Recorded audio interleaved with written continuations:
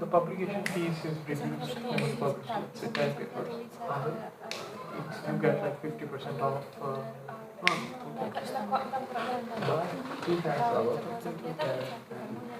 I did two papers in CSCWD this year, but I could have done 3.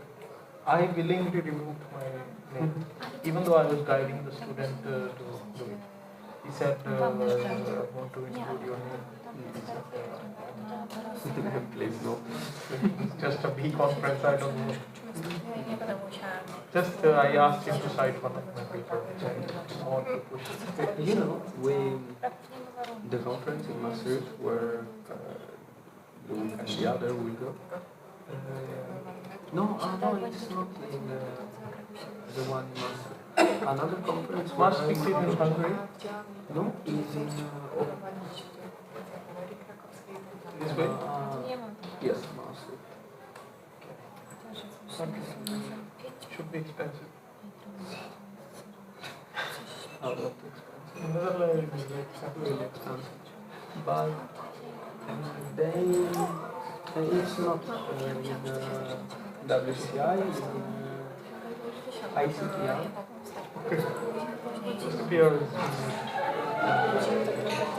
SPR is like B, I think. Or A, I think. No, it's B. What do we use? Okay, it's another one. No, we use both.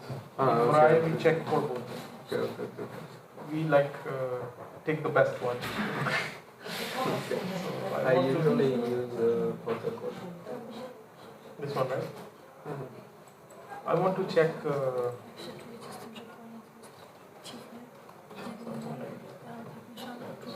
It's C now, so it has even reduced. I don't know. Okay, because Yeah, so it's from B to C now. It's falling. I never understand.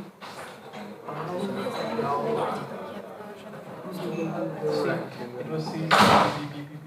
So used to be a good one. Yeah, When I joined. Also WCCI, maybe it's B. How you say? I don't know by WW? To that? no, sorry. No. Maybe because it's only I just didn't. It's not last of First one? I should be. Trying because it's really strange. I don't know if it was the first time I saw something like that, but this conference.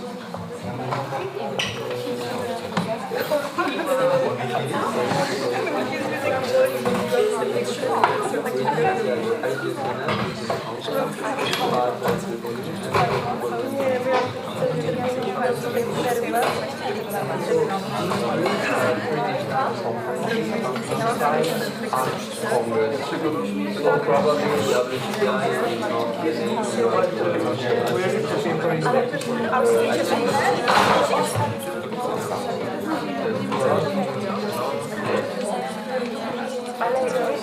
and before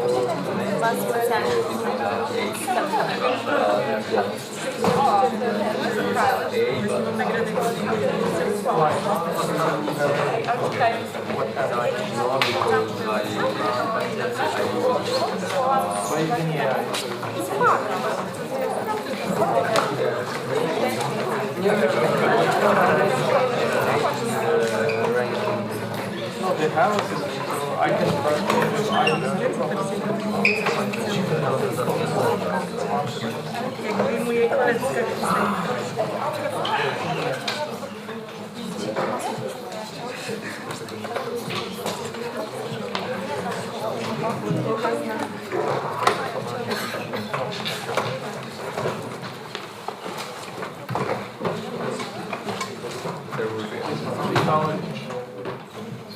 what do you think could be the acceptance rate of this one? This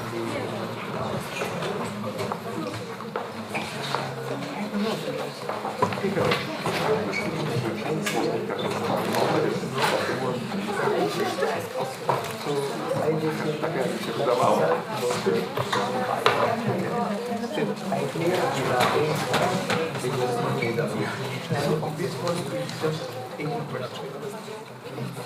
Just and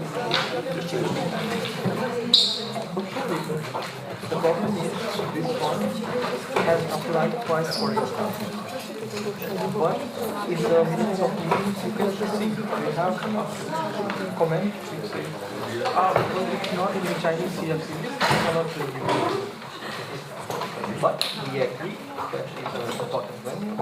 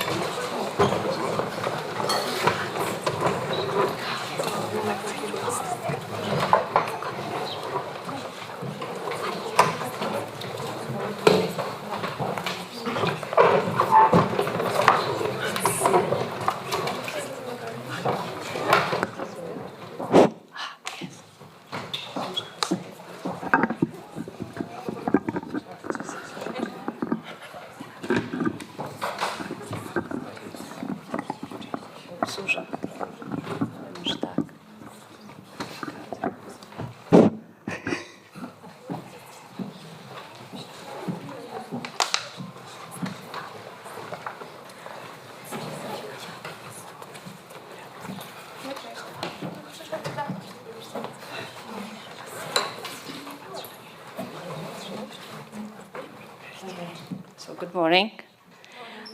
Ladies and gentlemen, distinguished guests, dear colleagues, and of course my favorite student, it is my great pleasure to greet you here today at our university.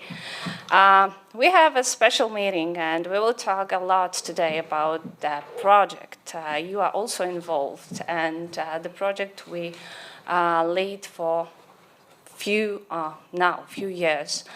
So I hope that we will just have a fruitful conversation. You will hear a lot of very well-prepared presentation. We will tell you a little bit more about the project and what we achieved during that time. But to start with, I would like to invite next to me the Professor Rogush, and he will just greet you also. So please give him applause.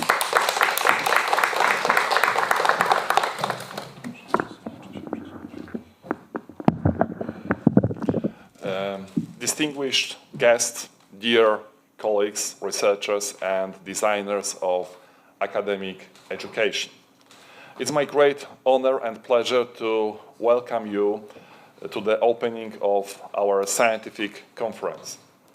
Today, the space of our university becomes a forum for a crucial debate, a discussion on how immersive technologies spearheaded by virtual VR and augmented reality AR are redefining not only the structure of the contemporary media market, but above all, how we should teach the craft of journalism in the face of this revolution. The presence of XR technologies in the information ecosystem is no longer a song of the future or a mere technological novelty. It's a digital reality that demands an immediate response from universities.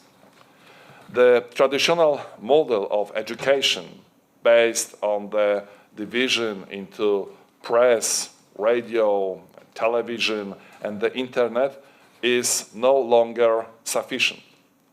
We face an unprecedented pedagogical challenge: how to prepare students to work in a world where information is no longer framed by a flat screen, but becomes a three-dimensional space of experience. Designing modern curricula for journalism programs in the context of immersion requires us, as an academic committee, to deeply redefine syllabi and learning outcomes. During this conference, we want to address 4 fundamental questions that chart the course of this educational transformation. First, what new competences should the journalists of the future possess? The classic toolkit based on readable research, ethics, and the comment of words or images must be expanded. Today's journalism student needs unique hybrid skills. They must understand information architecture in 360-degree spaces, the principles of directing audience's attention in a non-linear environment, and the basic of interaction mechanics. The goal is not to turn journalists into programmers, but to equip them with the language necessary for effective collaboration with technical terms. Second, how do we balance tool-based training with deep theoretical reflection?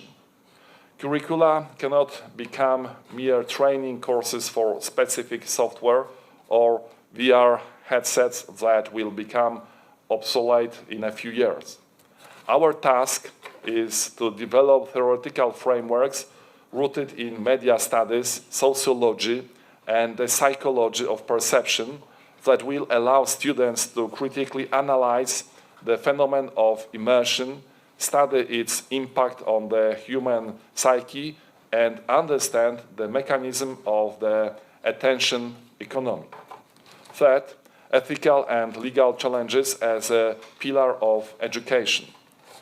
Immersive journalism operates on the most powerful register of all, human emotions and the sense of realism. How do we teach responsibility for generating experiences that the audience's brain encodes as authentic memories rather than just viewed materials?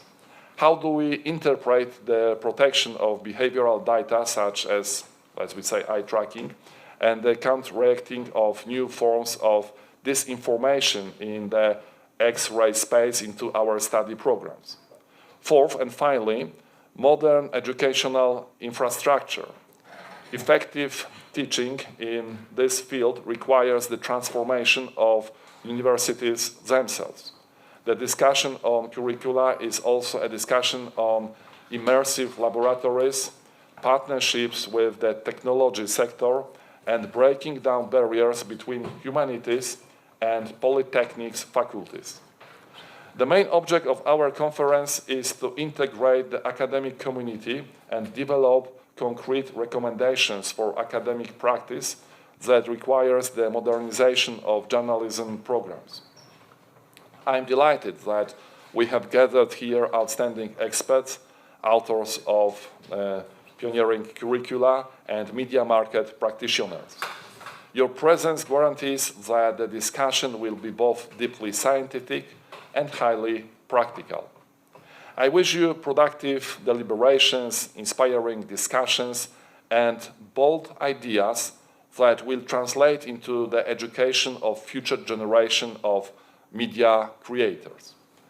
I declare our conference officially open. Thank you very much.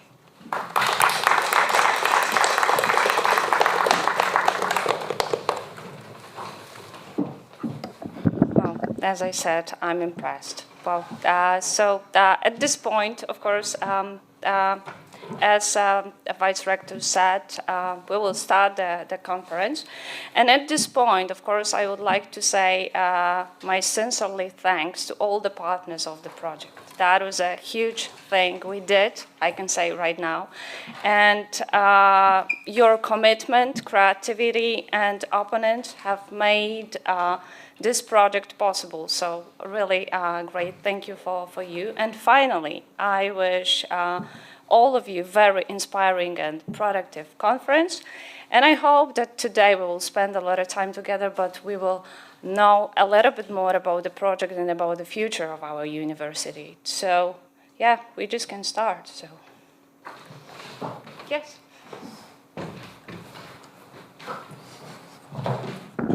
Thank you very much once more. Okay.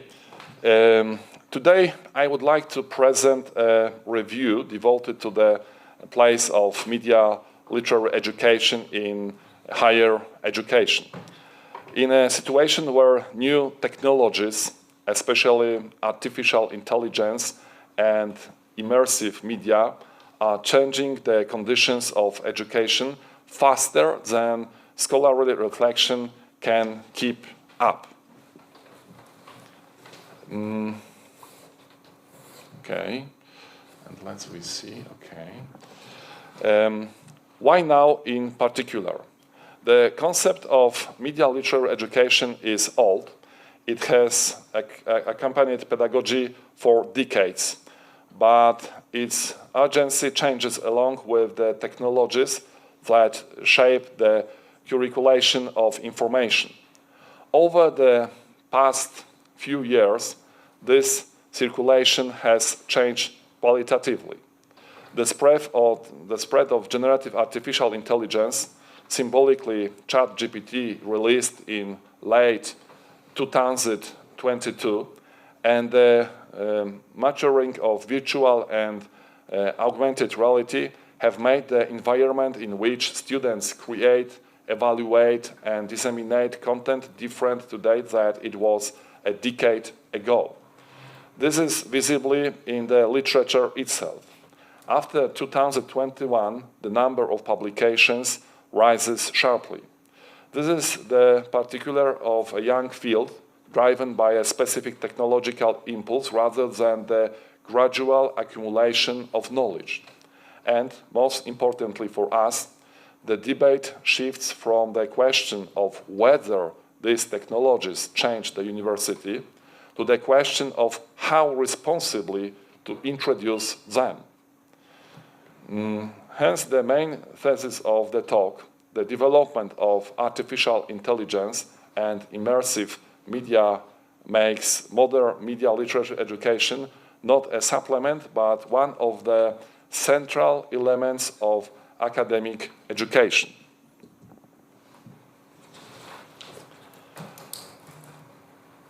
I have broken this thesis down into 6 interconnected threads that organize the whole argument.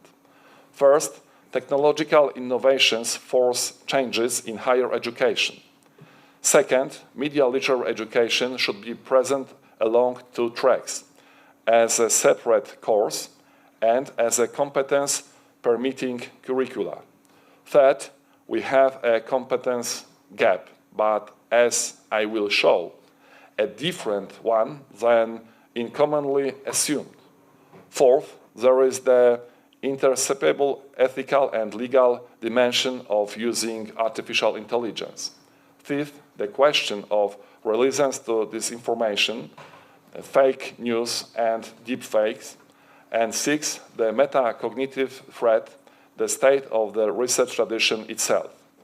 Please note that these theses are not independent. They form a chain, and I will return to that chain. A few words about how I know all this, because the method matters here. I worked with 2 corpora of literature. The primary one is 605 works from the Scopus database, identified through an AI assistant search. The supplementary one is 147 works from the site tool, which serve mainly the argument in the classic literature and in the scare Polish writing, which is almost absent from Scopus. I gathered the corpora using the search assistant in Scopus and in the site tool, modern search tools that helps formulate and organize queries in natural language. The analysis itself, however, was fully manual work, and I admit tedious, reviewing and reading the abstracts of each work, consulting full PDF texts were available, taking notes from them, writing concise summaries. I assigned each work to one or more theses, assessed its usefulness and role in the argument, and organized the results in working cuts to maintain compatibility of judgments across material numbering hundreds of records. Two methodological important points. I treated the 6 theses as organizing hypotheses, not assumptions adapted in advance, and I assessed the usefulness of works by explicit criteria, relevance to the thesis, the type and quality of the method, the level of evidence, and grounding in higher education. The expert characters of this assessment followed from the nature of the task. The selection was purposive, geared to these rather than representative, and evaluating works from very different disciplines, from pedagogy and media studies through management to law and computer science, required familiarity with the research methods of each. First, a brief quantitative background. It plays a supporting role, meant to lend credibility to the narrative, not to replace it. Please look at the dynamics. For over a dozen years, the curve is almost flat, and then it explodes from in 2022 to 237 in 2025. The breakthrough year in 2024, as much as 59% of the entire corpus output comes from the last 3 years. And one number that should give us, Polish researchers, pause. In this international corpus, Poland ranks 35th with only 6 works. 96% of the literature is in English. This is not an incidental statistic. It will return to it with the finest thesis. The second quantitative observation concerns concepts. This map shows keyword co-occurrence. 4 distinct clusters are visible: artificial intelligence and its educational applications, immersive technologies, information and media competences, and at the center the nodes higher education, students, teaching, which bind the whole together. But not something telling. The same concepts appear in many spelling variants. Generative AI alongside generative artificial intelligence, and so on. This terminological fragmentation, visibly already at the level of keywords, is the first signal of a problem I will name explicitly in the 6th thesis: the lack of a shared conceptual apparatus. The first thesis, the most numerously represented. The transformative pressure of technology is real, but, and this is the crux, its effects depend on instructional design, on institutional governance, and on people, not on technology alone. The evidence here is distributed in an interesting way. For immersive technologies, the base is strong and quantitative. Meta-analyses show large effects of segmented and virtual reality on learning outcomes. That number on the right, an effect size of almost 0.9, is very large. For generative artificial intelligence, by contrast, the direction of change is consistent, but the evidence for actual improvement in learning is much weaker, and we should emphasize this fact. There is even a warning against cognitive debt, against the idea that unreflective use of models can weaken thinking. For us who design courses, this matter. Implementation enthusiasm has outrun the evidence base. The second thesis touches the course of the topic, how to institutionally place media literacy education at the university. The literature unabridgedly supports a dual-track model, both a separate course, building a critical conceptual framework, and a competence embedded in the teaching of individual programs. Two things worth emphasizing. First, media literature education does not disappear under the pressure of artificial intelligence. It evolves. The new layer, so-called artificial literacy, is an extension, not a replacement of media competencies. Second, and this is good practical news, there already exist validated implementation models ready to adapt from full integration of artificial intelligence into 5-year medical program to concrete frameworks for incorporating this content into writing or language courses. There is, however, a warning. Media literacy is in practice often defined visually, and it's really an explicit primary goal of course, and this weakness its effectiveness. The third thesis requires nuancing, and this is perhaps the most important correction this review brings.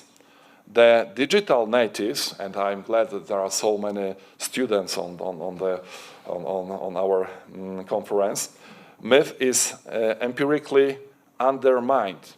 Classic studies show that generational differences are real but small, and digital competences are simply not innate. The assumption that born digital students can do everything is at universities often a source of pedagogical neglect. The real bottleneck of every innovation then is not the students but the competences, attitudes, and readiness of the faculty. The literature even shows an interesting asymmetry here. Lecturers grant themselves more right to use artificial intelligence than they grant students. The conclusion is that the competence gap is not generational, but one of competence and access, and that is determined by faculty, readiness, and support.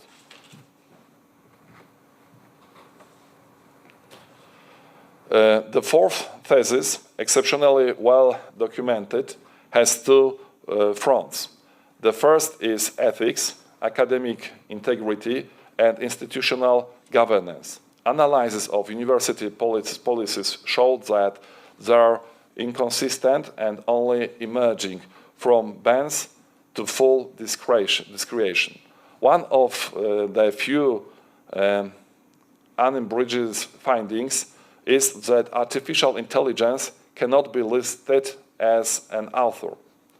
The second front is intellectual property law, and here existing copyright law simply does not fit the output of generative artificial intelligence, because usually the law changes too slow and takes it too much time, and as we see, artificial intelligence is developing as a thunder. An interesting and practical finding for us, it's not a lecture of ethics delivered directly that shapes students' attitudes, but coherent, wise institutional governance and environment in which responsible use is simply the norm. The fifth thesis is, of all of them, the best proven casually. This is an important point for me. Media literature education genuinely builds resilience to disinformation. A meta-analysis of 49 studies on a sample of every 8,000 people shows a significant effect, with multi-session interventions working markedly better than one-of-ones. Now, it's quite natural, because when we repeat something, it's getting much deeper in our mind and gets in our habits. A separate topical threat is deepfakes. On one hand, disinformation enriched with false-filled recordings is more convincing. On the other, media literature education can reduce that effect. The practical conclusion against deepfakes warning alone is not enough. One must practice recognition. And a reassuring point, generative artificial intelligence here can be not only a threat, but also an ally in teaching. Our supporter, in other words. And the sixth thesis, the narrowest but binding the whole together. The problem is not a lack of research as such. The problem is the lack of a cumulative, methodologically coherent tradition. Reviews agrees that the field is in its inefficiency, small short-term samples dominate, and the theoretical frameworks are scattered, as we already saw on the concept map. And here the Polish thread returns. Our national scholarship exists, but it's scattered and barely visible in the international circuit. You will recall 35 plays, only six works. This is, in my opinion, the most urgent task facing us as a community. What follows from this in practice? 6 recommendations, and I will emphasize that these are not postulates derived from assumptions, but conclusions supported by the literature cited. First, dual track, a separate course plus permission using existing implementation models. Second, multi-sessions, anti-disinformation interventions spread over time, because those are the ones that work. Third, and perhaps most important, faculty first. Developing instructors' competencies, mentoring, institutional support. 4, governance as a pedagogical tool with a shift from positive to educational responses. 5th, broaden media competencies to include the algorithmic and copyright dimension. And 6th, build a Polish research tradition and integrate its results into the international circuit. If I had to single out one of these recommendations as the key, I would point the third. Without a prepared faculty, the other 5 will remain only on paper. It's impossible to realize them.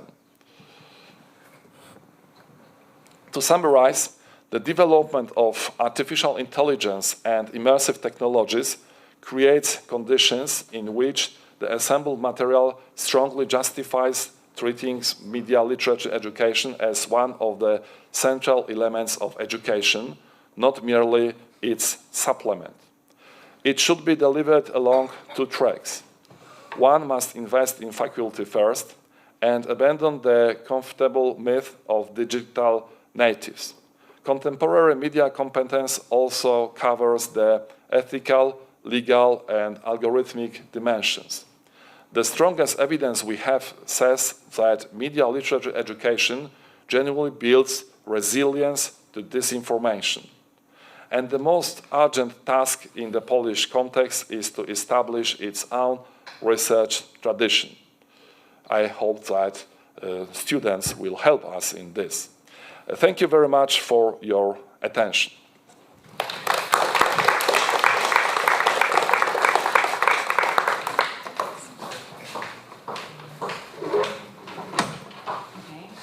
So now Stanisław Stanok, he will present his presentation.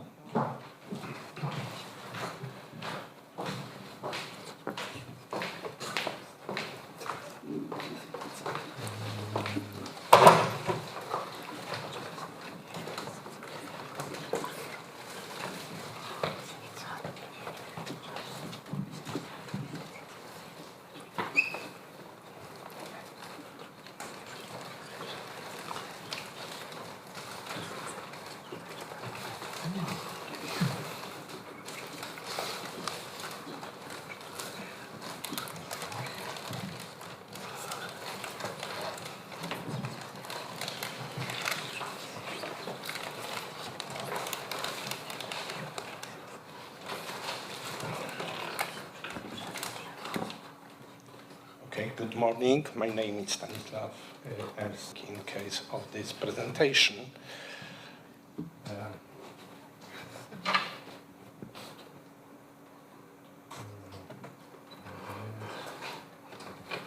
I'm using Mac, so I have some trouble with the Windows. This is a presentation outline. First, there will be an introduction. Then I will show us 3 milestones. There is no milestone 2, but it will be milestone 2, of course. Then I will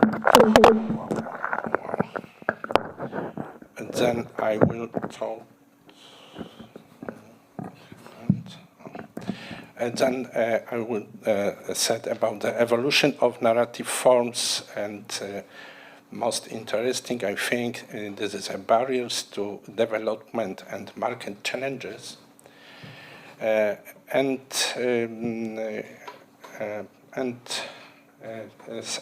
Some words about immersive journalism in the age of AI, conclusion and recommendations.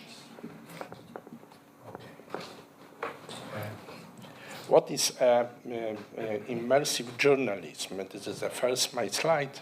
We begin with the definition that is now more than 15 years old, yet still remains the most precise description of the essence of the genre.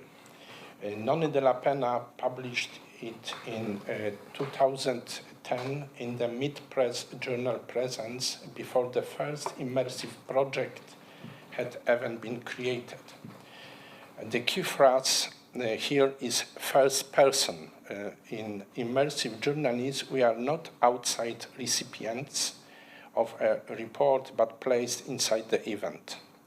2 concepts are worth remembering: presence, the psychological state of feeling physically present in a virtual environment, and empathy machine, a metaphor used by researchers and practitioners to describe VR ability to evoke stronger empathy than traditional media.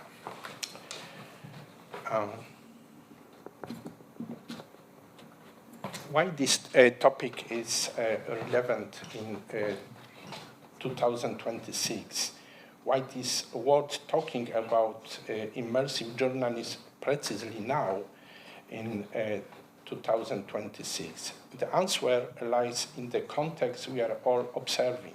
Generative AI has made it possible to produce text, graphics, and even video automatically within seconds. In its trends and predictions, 2026 report, the Reuters Institute, and this report is made with Reuters Institute and Cambridge University, shows clearly that the publishers are looking for formats that are difficult to reduce. 79% of them plan to invest in video and 71% in audio. A crucial remark by Martin Scory from Aftonbladet, is a Swedish newspaper, states directly that answer to AI scrapping is journalism that cannot be summarized in 3 bullet points. because of its experiential nature, immersive journalism fits the criterion exceptionally well. Okay. This is the first milestone. I'll show you the birth of Germany. Noli de la Pena and Hunger in Los Angeles, it was one of the first projects with immersive journalism. This is the 0 point of immersive journalism. Hunger in Los Angeles, shown in 2012 at the Sundance Film Festival, was the first presentation of such a work at a major film festival. Noli de la Pena based the project on a real audio recording from a food line for unhoused people. Wearing a VR headset, the viewer stands literally next to a man who falls into a diabetic coma and watch the chaotic rescue effort. It is worth recalling a historical anecdote here. The VR setup used during the presentation was assembled with the help of the student named Palmer Luckey, the same person who later created Oculus Rift and sold it to Facebook for $2 billion. The project inspired De La Pena to found emblematic group and became the template for all later VR work in journalism. I show you a quick movie from YouTube. You can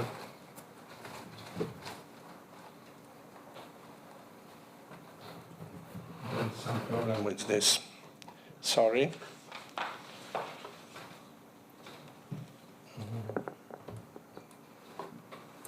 Okay. De La Pena established three principles that still govern immersive journalism today and distinguish it from VR documentaries or games. First, authenticity. Every scene must be based on verifiable source material. Nothing can be invented. Second, presence. The aim is full walk around VR, where the viewer physically moves through the space of the event rather than merely watching it on a screen. Third, journalistic mediation. The project remains a form of reportage, not fiction. These three principles will become an important reference point when we move on to discuss ethical challenges.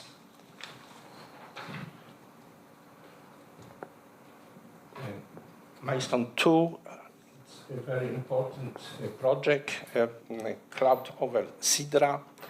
The year 2015 was a tuning point when immersive journalism moved beyond festival laboratories and entered the realm of diplomacy. Clouds over Sidra was the first VR film produced for the United Nations. It was shown in Davos during the World Economic Forum and later at the session of the United Nations General Assembly in New York. Diplomats and heads of state could put on headsets and spend 90 minutes inside a refugee camp in Jordan. Gabo Arora, the project's creator, recalled that half of the viewers cried. UNICEF later deployed the film in fundraising campaigns on the street of European cities. Early organizational reports indicated that VR doubled the effectiveness of donations. This was the first empirical proof that VR could convert exposure into social action.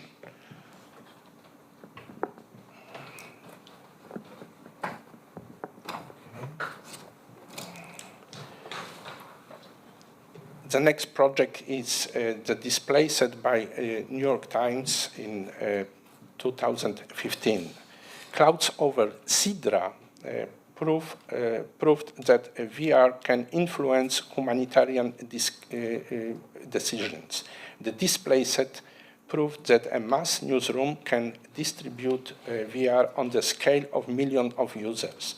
In November 2015, the New York Times sent more than 1 million inexpensive Google Cardboard viewers, literally in cardboard boxes, to its subscribers. Together with the New York Times VR app, this was a breakthrough. Suddenly, VR was no longer an exclusive experience available only through expensive headsets at festivals, but something you could fold together from cardboard and watch at home. The project won the Grand Prix at Cannes Lions. It launched the daily 260 series with daily 260 degrees pieces covering current events. New York Times later moved into AR, augmented reality, in 2018 with its Olympic coverage, and by 2022 it was already exploring journalists in mixed reality headsets. Marcel,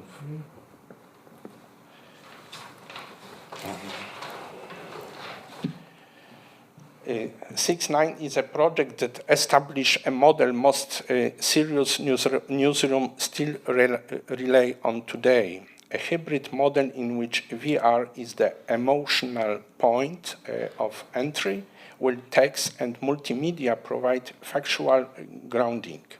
Francesca Panetta, who after this project became the Guardian executive editor for VR, described it directly. VR is for experience, text is for understanding. The distinction is fundamental. The project won BIMA Awards and was shown at more than 50 festivals. One telling anecdote, Robert De Niro watched it at the Tribeca Film Festival and later spoke about it publicly on television. This demonstrates the power of the medium. An actor accustomed to screen-based emotions was moved by the fact that he stood inside the cell and heard the voices of real people. The schema shown on this slide from VR through emotional to text and context is a model worth recommending to newsroom thinking about their own immersive project.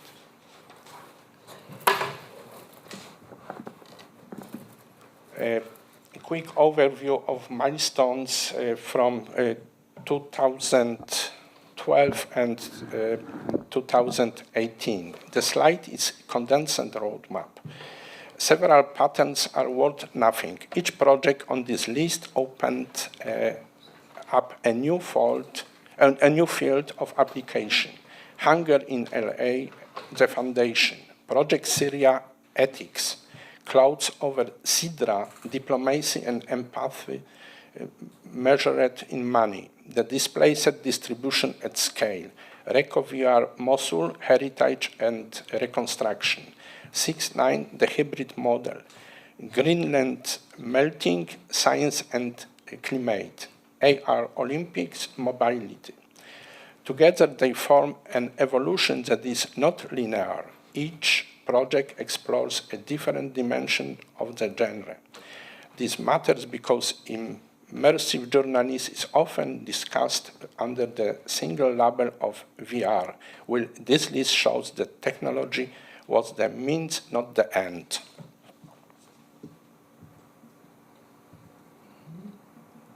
Okay.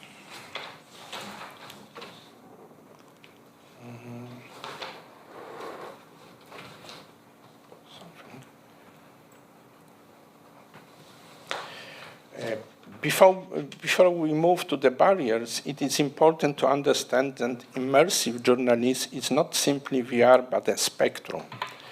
At one end, we have immersive long-form text. The New York Times Snowfall from 2012 is also a form of immersion even without headset. At the other end, we have full mixed reality where digital elements are layered onto the physical world. In its 2026 report, the Reuters Institute introduced the concept of liquid content, fluid content that adapts in real time to the audience context. This is the direction journalism broadly understood is heading, not a fixed article, but a narrative environment adapting itself to the user.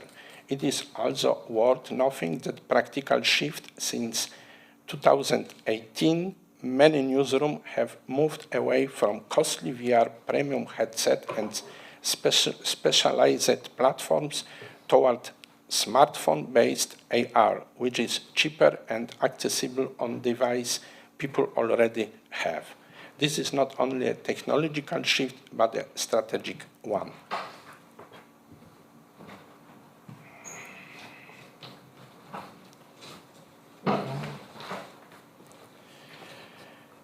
I would like to propose a systematization that we don't find in precisely this form in the literature, but which emerges from the analysis of the projects. We can distinguish 5 narrative models of immersive journalism. The witness model, the oldest and purest, you are at the site of the event and you look. The environmental immersion model, you are in space, able to move and touch objects. The reconstruction model, we recreate something that can no longer be seen in its original form. A destroyed museum in Mosul, a street in Aleppo under shelling. The data and science model, immersion into invisible, melting glaciers, molecular structures, NASA climate data transformed into a VR environment. And finally, the liquid adaptive model, the newest and perhaps the most important from perspective of the future. Content that adjusts itself to the user, this is no longer a single work, but a narrative environment. This is the direction that Reuters Institute describes as beyond the article.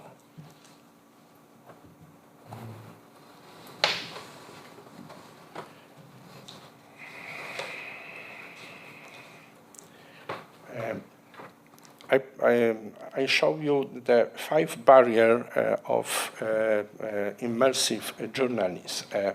First is monetization. We now move to the section on barriers and market challenges, perhaps the most important from practical perspective of newsrooms. The Reuters Institute is very clear in its reports. Monetization lies at the core of the problem. All the projects we have discussed, Hunger in LA, Clouds over Sidra, The Displaced, were financed by grants, technology corporation, or humanitarian organization. No newsroom has created a format that can sustain itself through advertising revenue or subscriptions. Why? Above all, because a click and impression advertising model does not fit an immersive environment. How do you measure the value of minutes spent in a virtual prison cell? How do you place advertising inside a VR experience without destroying its integrity? Those questions still have no good answer. The only model that has found some application is the event and installation models. VR projects as parts of conferences, exhibitions, or fundraising campaigns. But this is not a scalable model for an everyday newsroom. Barrier 2. The second problem is linked to the first cost. The table you see is simplified, but it captures the proportion. VR with full CGI reconstruction, such as Project Syria or 6.9 involves project lasting from 3 to 12 months and requiring specialists who are not part of standard newsroom, Unity or Unreal developers, 3D artists, photogrammetry specialists, UX engineers. These are professions that earn far more in technology companies than standard journalist rates.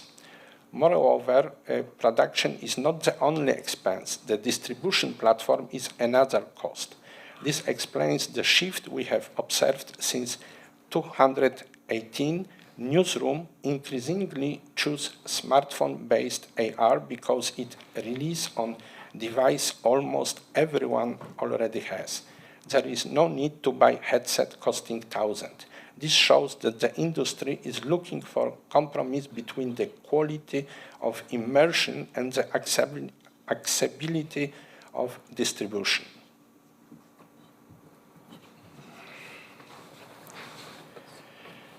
Barrier-free is newsroom workflow. Even if a newsroom has the budget and the necessary competences, it still has to solve an organizational problem.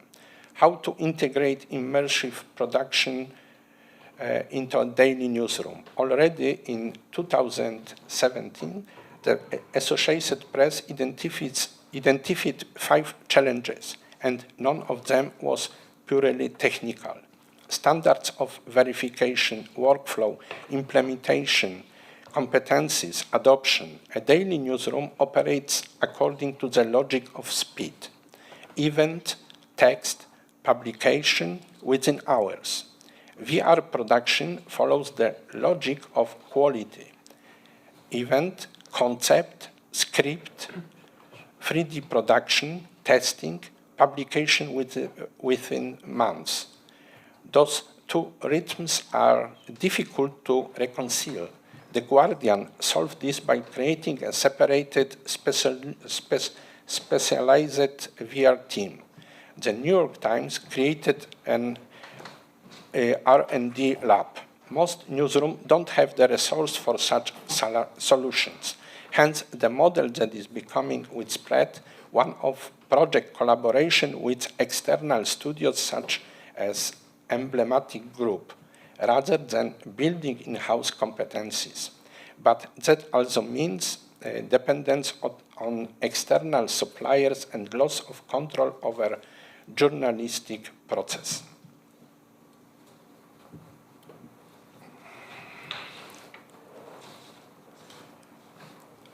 The ethics of immersion, empathy machine, or identity theories. This is the most difficult part of the presentation because it touches on fundamental questions about the nature of journalism.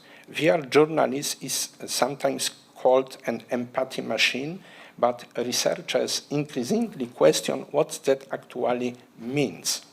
Scientific studies confirm that VR evokes stronger emotions, yes, but is strong emotion the same as empathy? Does spending a few minutes in a virtual refugee camp really change our attitudes, or does it only create the feeling that we have been witnesses? Lisa Nakamura coined the term identity tourism as early as 1995 in the context of the early internet, assuming avatars of different races or genders as a form of unreflective consumption of someone else's identity. In VR, this problem returns with double-faced force. A second ethical issue concerns CGI reconstruction. When De La Pena reconstructs a street in Aleppo, her interpretation of that street is embedded in the project. The viewer has no way of separating facts from the creator's interpretation because the environment is unified. This differs fundamentally from text, where the reader can assess the choice of words and perspective. Hence, the demand for full transparency of methods. every immersive project should clearly state what is recording, what is reconstruction, and what is artistic implementation.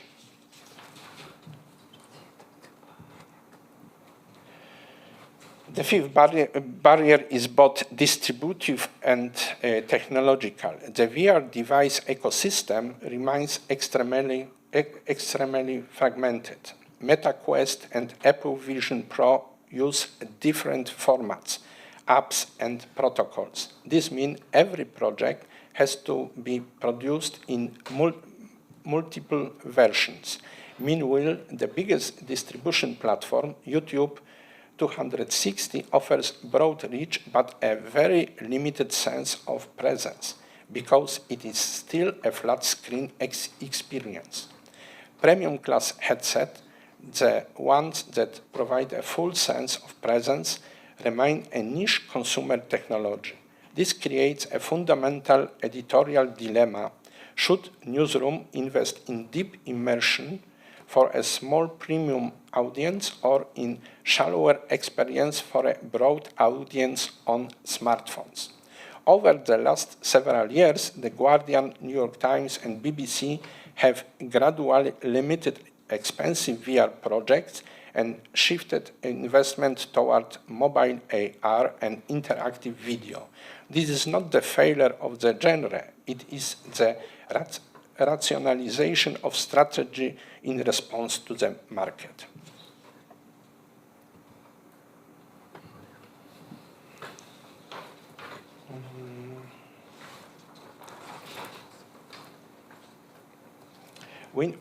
We now move into the most current context. In its Trends and Prediction 2026 report, the Reuters Institute described the barbell effect. At one pole, very expensive, distinctive human journalists, at the other, very cheap news automated by AI. The middle will be squeezed out.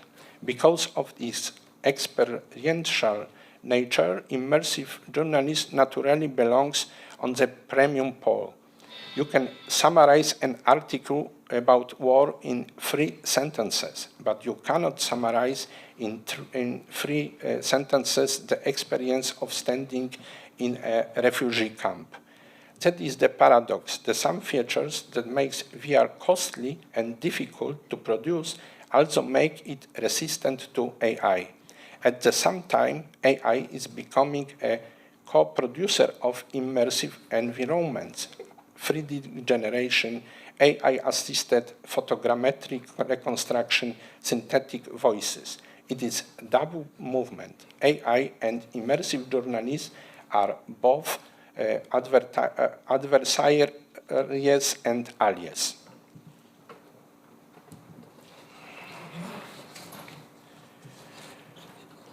Allow me to synthesize the situation on this slide in the form of a balance sheet. On the opportunities side, lower production costs through generative AI, the ubiquity of smartphones with AR, and the presence for distinctiveness as a strategic argument for investing in immersion. On the threat side, the lack of a monetization model, still the central unsolved questions. Platform concentration is another issue. If Meta or Apple control VR distribution, newsroom lost independence, much as they lost it to Facebook and Google in the previous decade. Then there is a fatigue effect. In a world saturated with digital stimuli, even immersion may stop working. And regulation, if the European Union or other jurisdictions regulate generative AI in media content, immersive reconstruction may also fall under such regulation as synthetic content.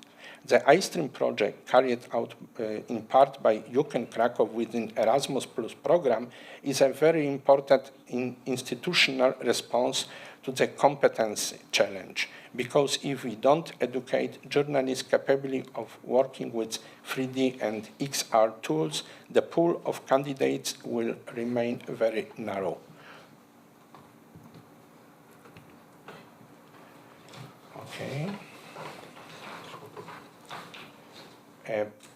6 research theses.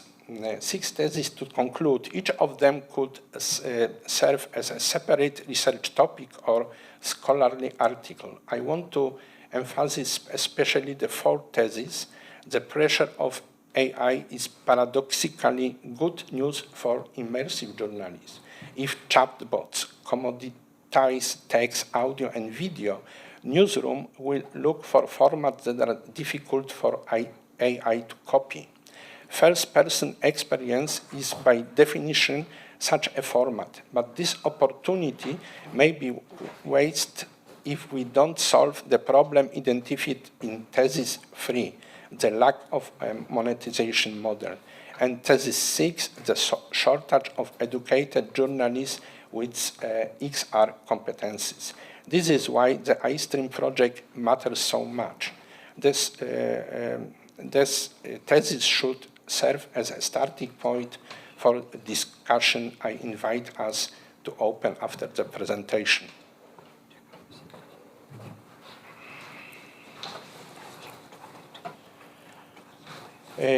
Recommendation for the newsrooms. I conclude with the recommendation that can be treated as both research-oriented and practical. There are 2 groups, strategic and ethical.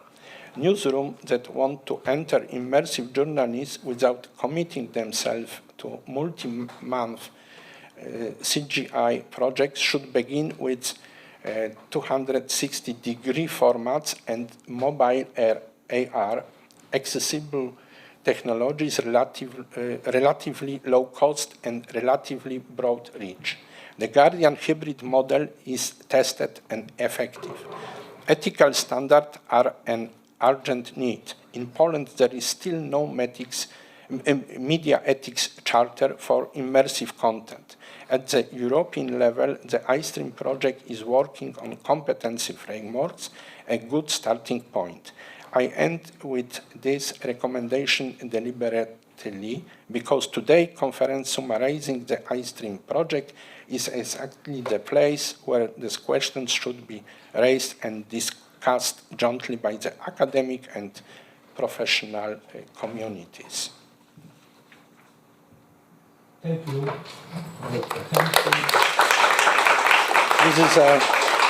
There is sources. If you are interested, you can look at my GitHub. There is a source for my presentation. Thank you.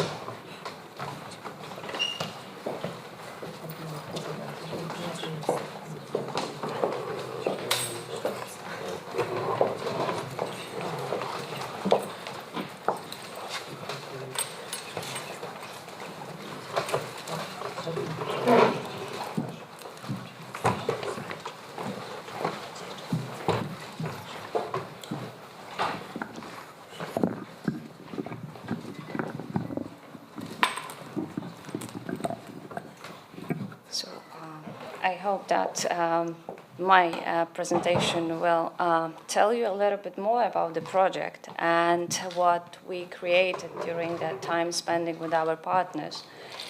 So, of course, the framework, it's the part of the Erasmus Plus project and iStream, higher education program on programs on immersive journalism approach. That is, the project is implemented under the Erasmus Plus program and coordinated by our university. So we've got a huge pleasure to be the coordinator of this project with our partners, but I will present them a little bit later. And of course, that project, its main focus, it's the use of immersive technologies in media, journalism, and the communication sectors. And of course, the project responds to growing challenges, a significant skills gap between journalism education and the needs on the digital media market. And of course, the iStream project was born out of the shared recognition that the media landscape is rapidly changing. So we all know about that. And even before that conference, we were talking with the professor that we can use now AI, and we are quite okay with using that. And of course, the new technologies such as virtual and mixed reality are transforming the way stories are created, experienced, and of course, what is the most important for us and for you as a student, that we can understand that. And at the same time, higher education has been facing a crucial challenge, how to effectively prepare future journalists and media professionals for this evolving environment. And in response to this need, the iStream was launched as I said, Erasmus Plus cooperation partnership in higher education with a very clear mission. And it was that bridge, it was to bridge the gap in competences related to immersive technologies and in journalism, media, and communication, and to improve the effectiveness of academic curricula across Europe. So that is the main goal, and that is the context. And of course, what we have created together, I will just try to present you. Because as I said, that the context is here, but we've got also the project objective. The iStream project aims to, for sure, develop innovative educational programs for immersive journalism. So that was very important for all of us. The second, it was the key that we would like to improve competences of students, teachers, and media specialists and professionals. And of course, the last but not least, of course, there will be to adapt higher education to the evolving media ecosystems. So generally, importantly, the project contributes to reducing the digital skills mismatch in the European media sector. So that is the context. And of course, you just can ask us why we choose the immersive journalism. So as all together we are sitting here and we are witnessing a shift from content consumption to experience-based media. And immersive journalism enables us to deeper audience engagement. Of course, we can say that we see stronger emotional connections. And of course, what also it's connected with immersive journalism is that we can better understanding of complex of issues. And of course, now the answer will be very easy, I think. The immersive journalism, it represents a fundamental transformation of storytelling. So that's the main key. And of course, the definition. So during our work on the project, we were just thinking in a group during the meeting how we can define that. And the short definition, but of course it will be the one we created. Immersive journalism can be defined as a form of storytelling that uses immersive technologies to place the audience inside the story, not out of the box, like sometimes during our meetings with the students we had. But there is something that we are inside the story. We are creating a sense of presence, and what is the most important in this project, and for us, I think, it's the participation.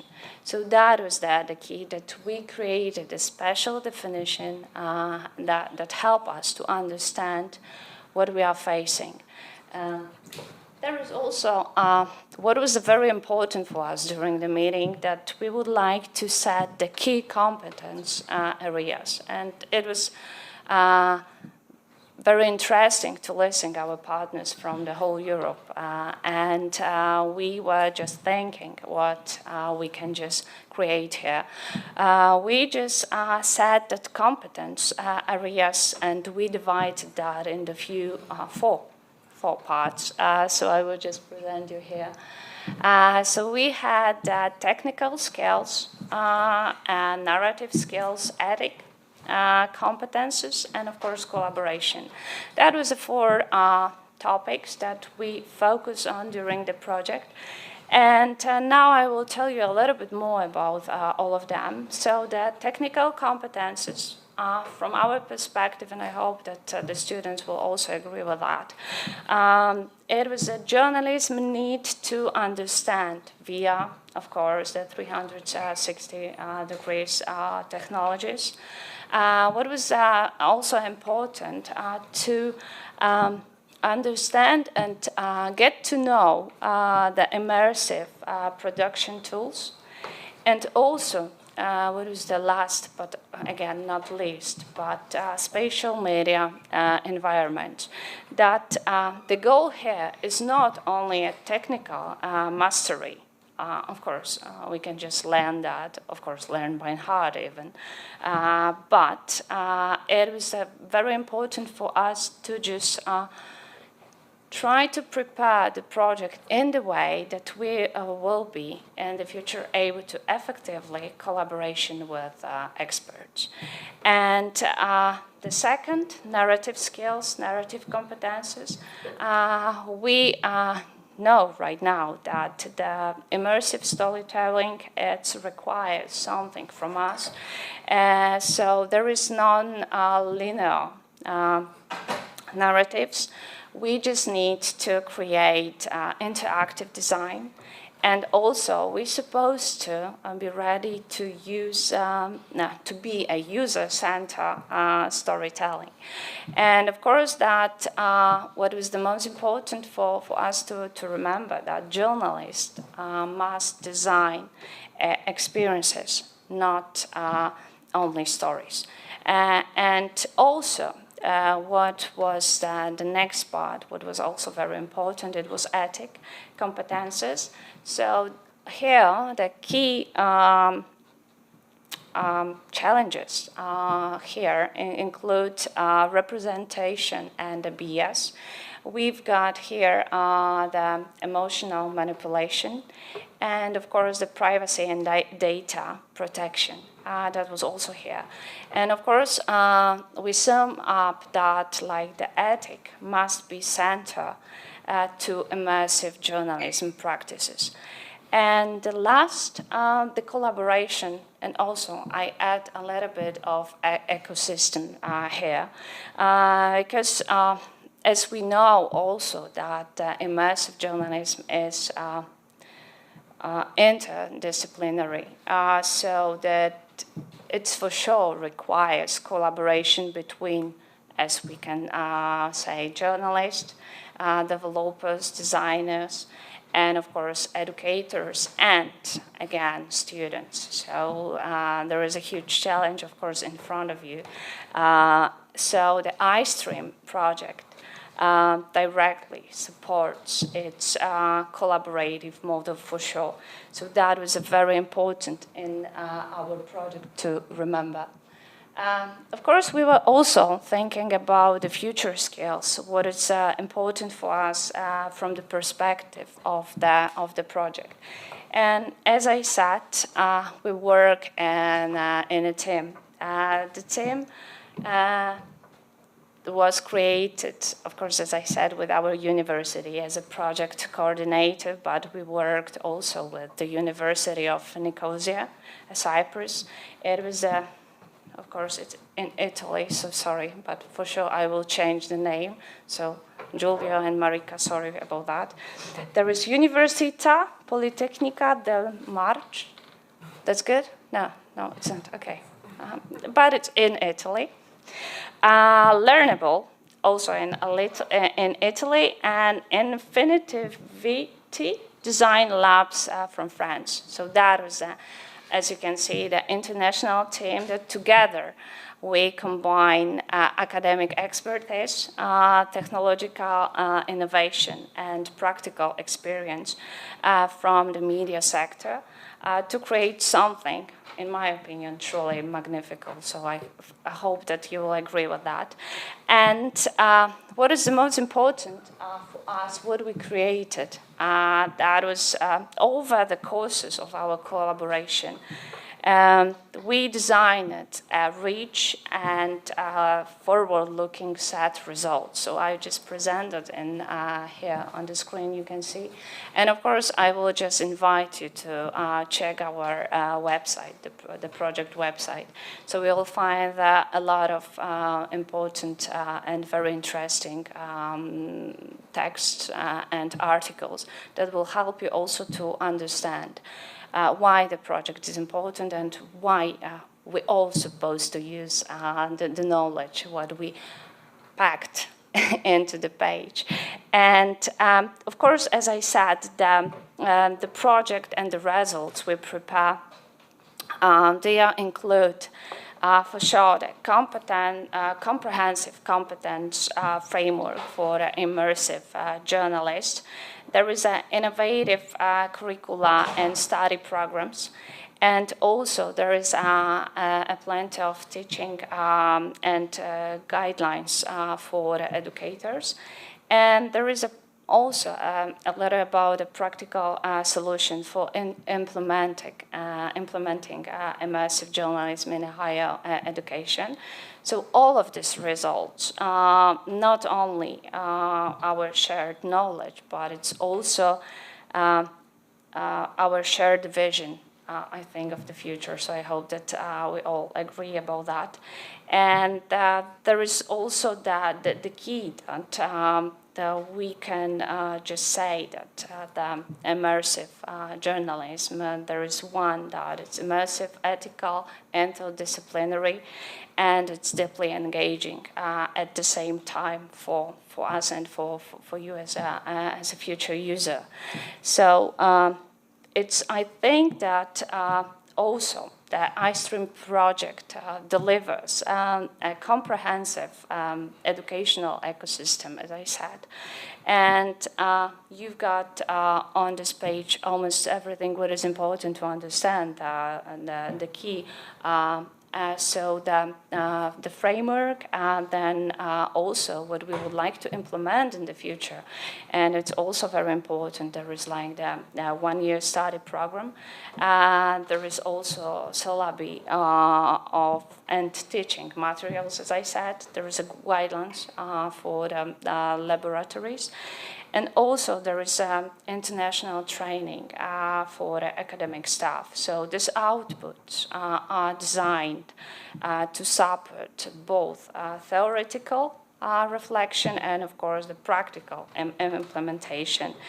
And for our university, and I just can say with the team, with the Professor Gulba as our leader, that for us, for University of Education and Commission in Krakow, the iStream project is strategically important. Its strength, for sure, international cooperation in education and research. There is also the support for the development of innovating curricula. And of course, there is showing the position of our university as a leader in the digital and immersive media education. So as I said at the beginning, that it's my great pleasure that I can present you what we created and what we can talk about during our conference. And of course, for the future, to just sum up, because I know that we need a coffee for sure. So here you see all the partners I said. that it's their logo, so I don't want to make a mistake one more time with reading, so I just present you all of our partners. But of course, what I can say as a sum up of our meeting, my speech for the future of journalism is immersive, as I said, interdisciplinary, and it's experience-driven. So the immersive journalist competence framework helps, for sure, define our future by bringing education and practice at the same time, supporting innovation, and of course, it will help to strengthening European media education. So it's now my pleasure to say that thank you. And the first part of our conference, I think now it's done. So thank you. Great. So now it's a coffee time, tea time, and water time. Yeah.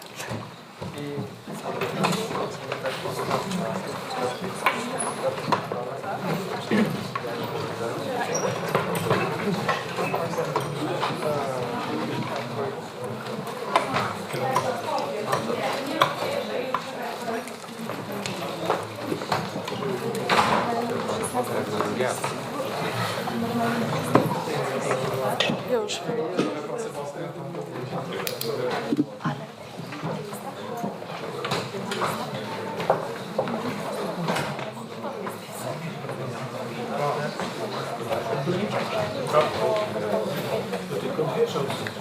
Hi, how are you?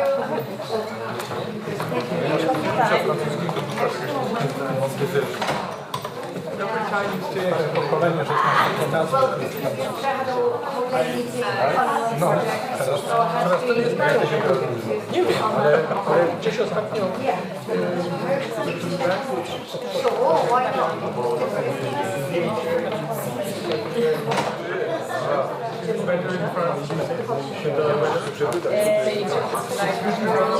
Statistics,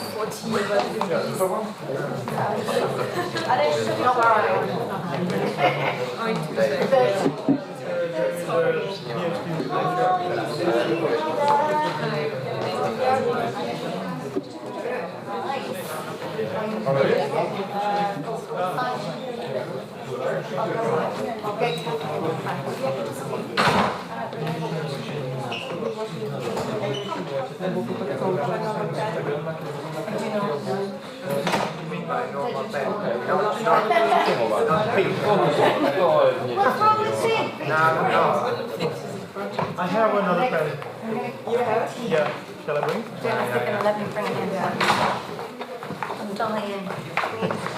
Thank you.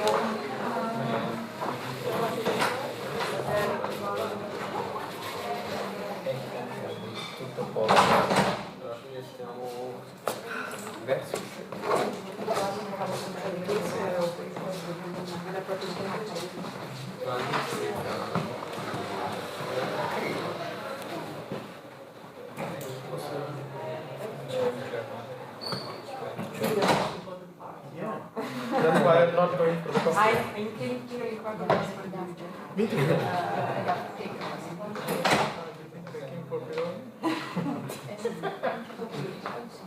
You like it?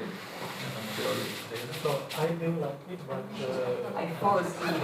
and then I like it. Yeah. That was I still not forgot someone. Something out of the world. Are you going to stay more No, late? we have to leave. But we leave together, I think. You leave tomorrow? No. We leave today. You leave today? Actually, you leave today? No, tomorrow. We work. Okay. You don't remember. I don't remember. Because I thought we all lived together. Because I saw your date of, I thought it says. Okay. You have days. And I saw you Okay. wrote in the Excel file that you Ah, have okay. applied today. Okay. Yeah. So it was probably updated. Yeah. We want to say another day here and it feasible to come back today? No. Because we have the car. So with the car we can Okay. come back to our home. Okay. So you went from Fano? Actually, no. You should More in the south, but it's Where? you can Fermo. Ah, sì, More or perché less. guardare da fermo. Ah, Come sono abbastanza. Fermo è giusto per dire una città conosciuta, perché sono più verso il Dove? Verona. Ah, sì, è Piano Padrone. Come anche io non conosco No, vabbè, c'ho parenti anche lì. Perfetto, sei parenti dappertutto. Sì, sì, sì. Dove vivi? Ascoli. Ah, ok, quindi sei di quella zona. Esatto, esatto.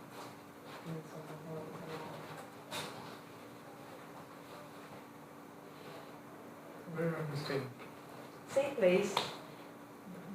We are staying in a student apartment building. Ah, It's really good. I'm surprised Okay. you just paid 90 euros for 2 nights and 1 day. okay. It's Just great. 90 euros. We room with a kitchen. Wow. And with all the places are nearby to eat. Just all the travel. Everything is great. Ah, great. Lucky. Last time it is better than last time, Okay. I would say. Okay.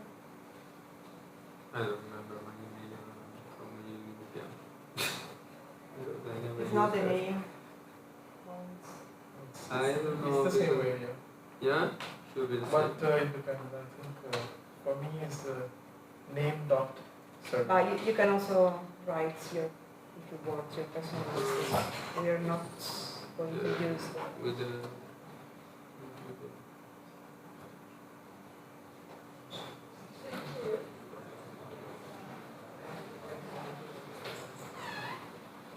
Capitola, do you want to help? I'm fine. I'm Okay. fine, yeah. Because for I'll me just take it's this quite one, difficult to do this. So. Hi. Hi, nice to meet you again. Nice to see you too. Hi. Hi. Alright. Posso?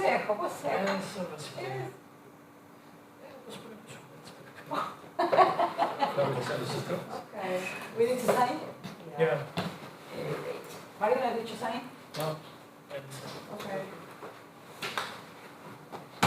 Let me just put my glasses.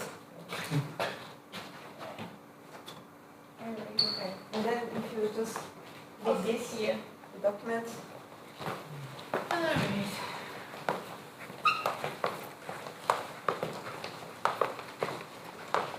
What time do you have the flight? 7:20. Oh, okay. So you'll be already all day. Your life has become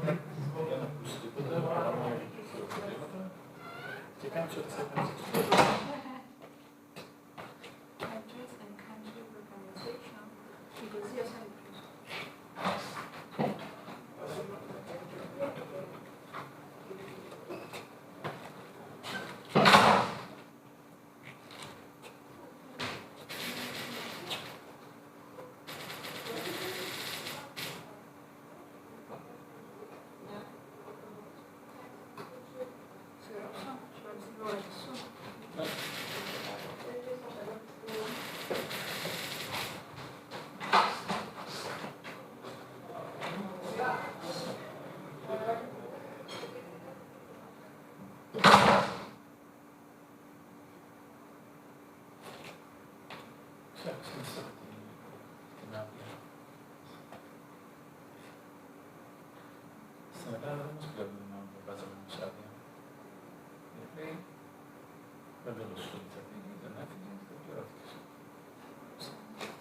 what's your consent?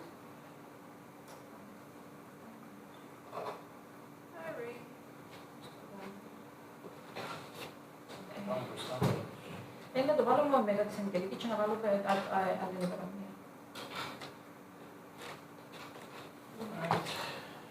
Με πέτρεψε στην αρχή μέχρι το κάνω αυτό να σταθεί. Να βάλω την ημερομηνία από θεία.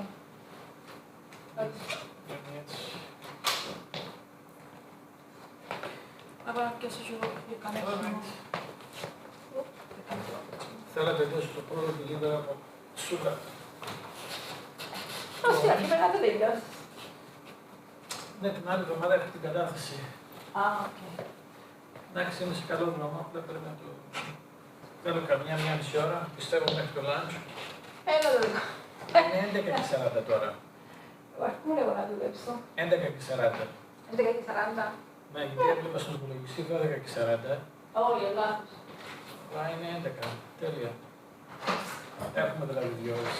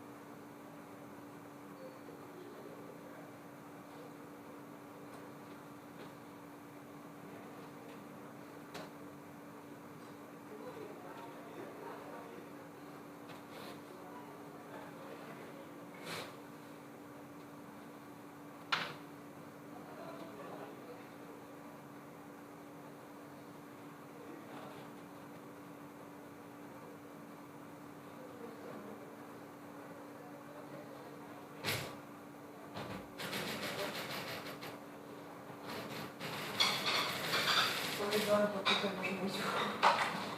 A z drugiej strony, ja też zaczęłam to.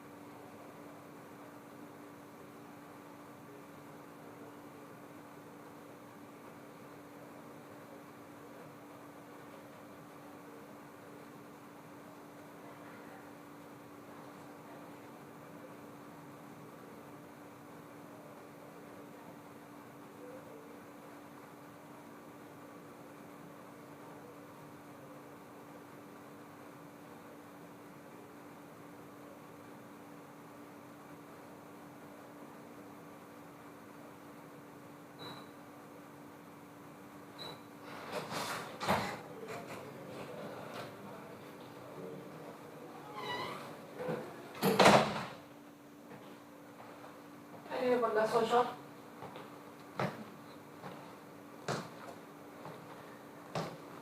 Δεν μπορεί να είμαστε κάθε μέρα. Αρκούν. Έχουμε τον Φρανσίσκο γι' αυτό.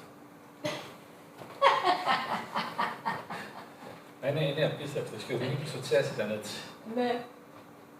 Με τον Δημήτρη καμιά φορά πηγαίναμε σε κάτι events, κάτι δεξιά. Κοίτατε συνέχεια. Ναι, αλλά τους χαίρομαι. Δεν κολλώνω. Μα γιατί να κολλάσεις, καλά κάνουμε εσύ.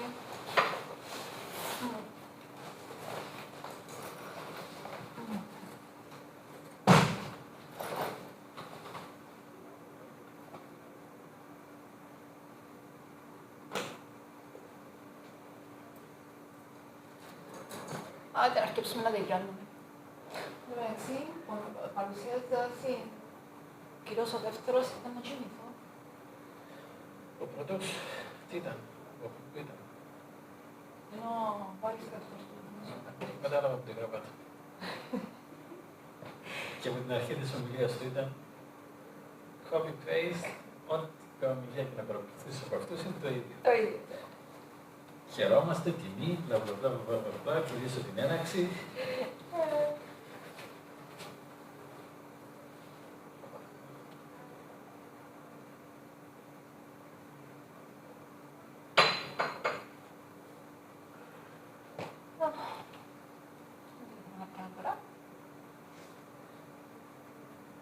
Dolce Gabbana. Gucci. Gucci.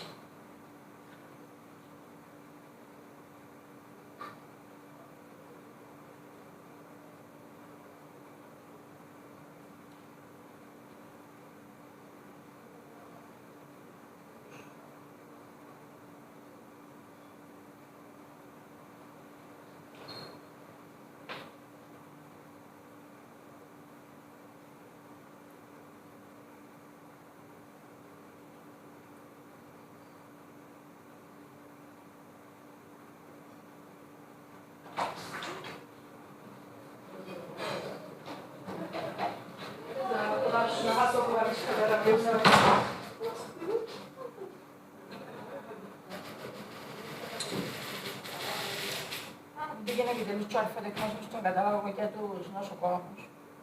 Τι είναι αυτό? Ο ίδιος άλλος της αδερφής μου, ο μεγάλος, τελείωσε νοσοκόμος κοντά. Και ξέρεις, κάνουν στην πρακτική τους και τα λοιπά, έκαμε την κανονικά. Και τι να πάει να δουλέψει στο νοσοκομείο και τα λοιπά, πήγε πας στα λεωφορεία. Τώρα μετανιώσαν το. Και το είπα στα λεωφορεία. Είτε στα νοσοκομεία.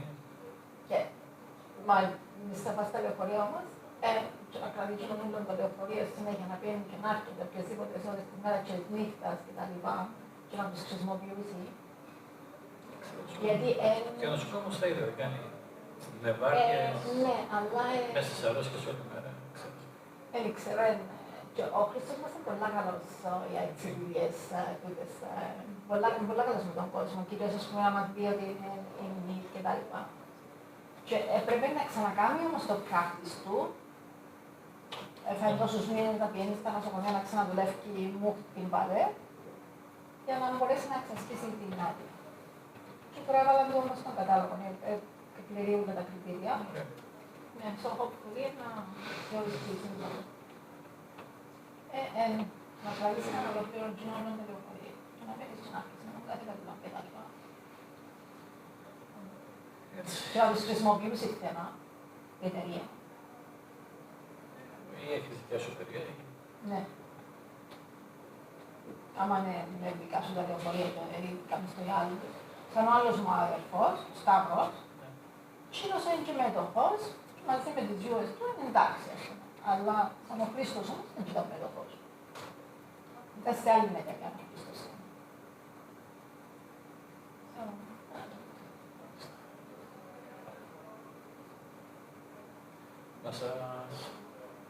Είχα ένα γείτονα στην Αθήνα, το έπαιζε το καπέλο, τον παραδεχόμουν.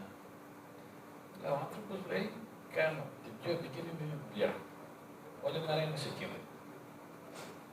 Πιλότος στην πολεμική αεροπορία. Όλη μέρα με αερομαχίες, με ιστορία, με τέτοια. Ερχόταν σπίτι. Με ακροβασίες με τα αεροπλάνα. Κάνουν και μάχες χωρίς να πατάνε το κουμπάκι. Απλά δεν έριχναν πειρά. Ναι. Απλά όλα τα υπόλοιπα τα έκανα. Καθημερινά. Έρχονταν σε επαφή με το αεροπλάνο. Καθημερινά σου λέω, έτσι και πλάκα. Πήγαινα στη μονάδα και να λέω, έρχονταν μέσα το κόμμα ότι μπήκα, σηκωθείτε. Είναι αυτό που μου λέει, και δεν ξέρω αν θα γυρίσω το βράδυ στο σπίτι, θα με δει η γυναίκα μου, τα παιδιά μου. Και έχει κάνει συμφωνία με τη γυναίκα του. Μια φορά κάθε 2 μέρες, κάθε 3 μέρες, γιατί και η δουλειά τους είναι πολύ δύσκολη. Να έχει πιέσει το σώμα τους, απίστευτος. Μα εκεί τα F-16 να τα σκεφτεί, ναι. Και είχε εκεί στην περιοχή μας, μαλούσε εκεί στην πλατεία που και με καφέ. Έβλεπε πάνω προς πάνω έναν τύπο που έκανε μασάζ. Πήγαινε εκεί πέρα, άρασε μια ώρα. Κάθε 2-3 μέρες το έκανα.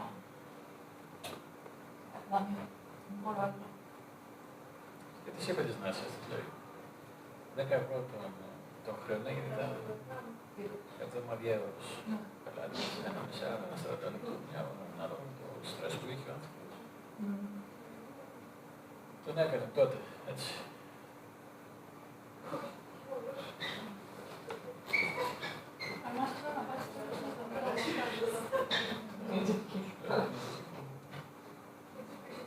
Φαντάζομαι τώρα.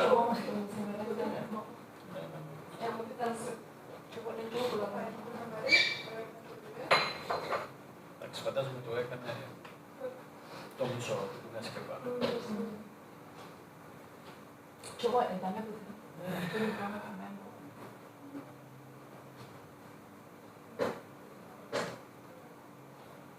Ty chodziłaś na te czwartki z szkół, tak? Czy nie?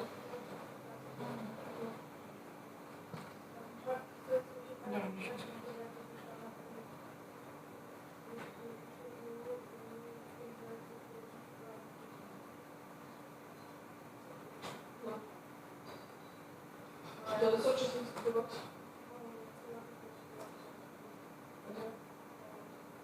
A ja to wcześniej skończyła? Fajnie, bardzo.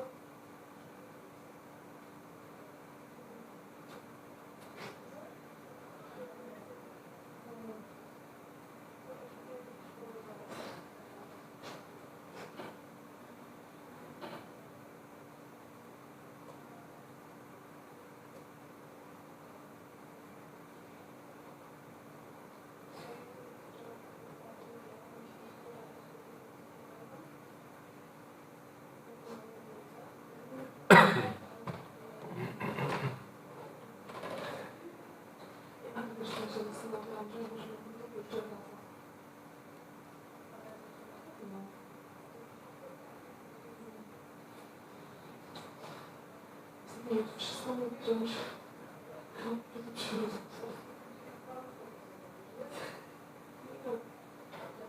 ale nie, bo na przykład mówię, że była rodzinnego i ona przepisał właśnie tak, musiałam go do cholernego, ale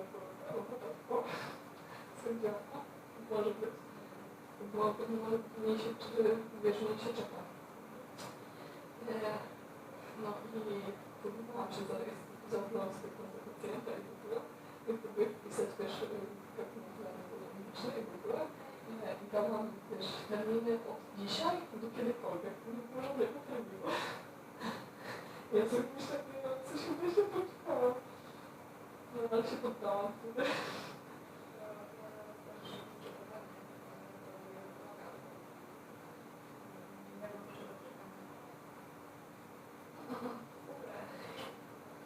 Ale tata mi mówił, że on w sensie w tym, że pracuje w instytucie właśnie dla dzieci.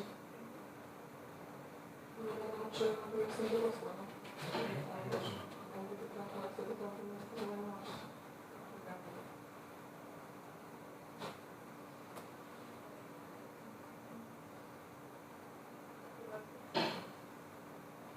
Żeby się wsadzać.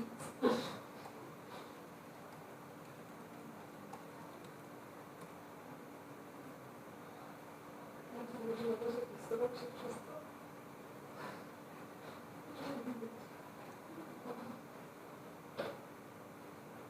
Ale muszę z tym podletką. Dziękuję po wszystkiego.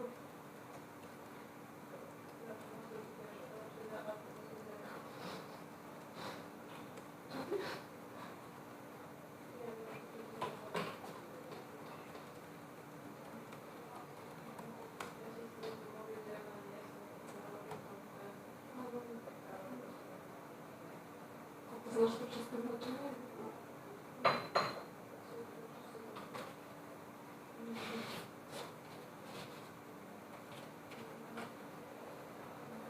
Ja nie wiem, czy bardziej nie wierzę, czy bardziej się boję tego takiego.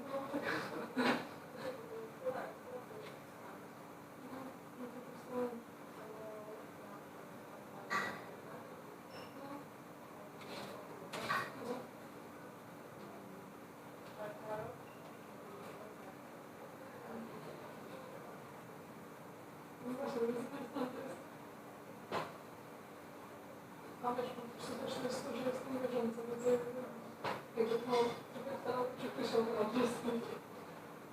A to śmieszne, bo właśnie jak teraz gram karmę, patrzę na mnie, w nocy, i my jesteśmy satanakami i na samym początku sobie rozstawiamy tarota. I to są te,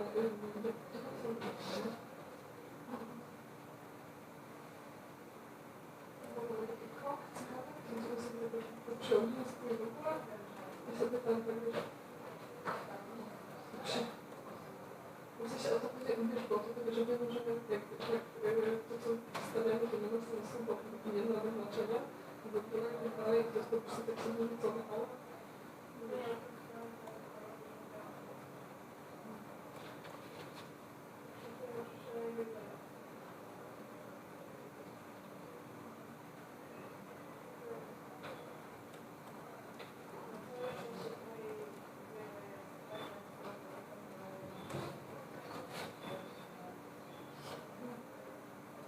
jak co?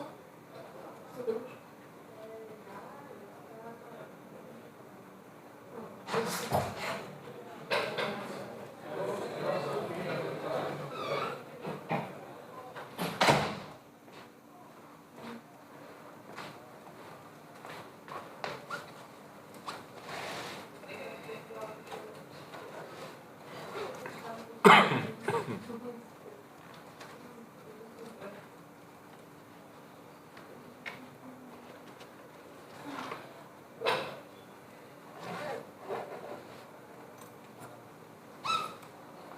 Myślę, że nie pewnego razu. Zapisałam się na wolontariusz misyjny.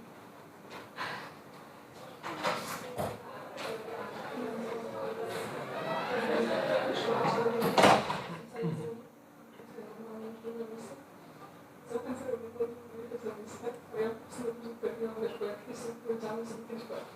Później tam przyszłam, bo mnie tak jakoś pchnęło. I mówię, nie wiem, opcji. No, ale tak sobie ostatnio siedziałam, właśnie na profesję na 2 miesiące po prostu, wiesz, w domu, albo właśnie na wakacje, tak wiesz, albo całego, zależy jak to. No i właśnie teraz wszyscy do mnie pracują w ogóle. I w ogóle to są tak śmieszne rozmowy między nimi, bo oni to powiedzą do siebie mniej więcej, jeszcze byłeś się już na cholerę? A on mówi, no tak, a ty jeszcze byłeś się na to japońskiego cholery, coś tam.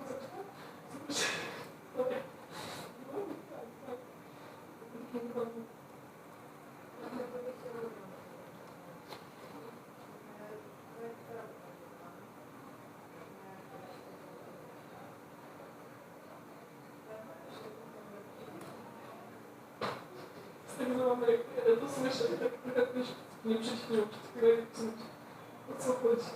No przecież sobie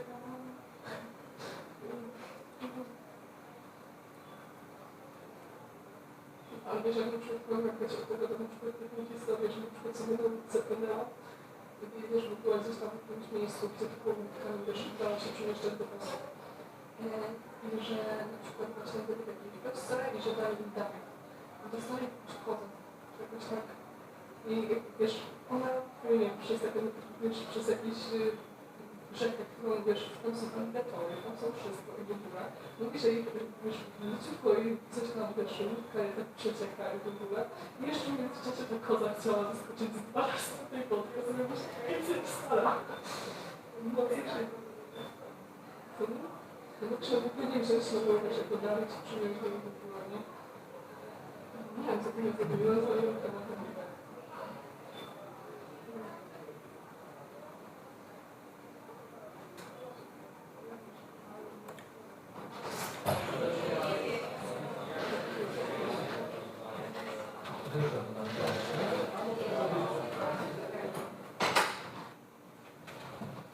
Słyszałam do środka.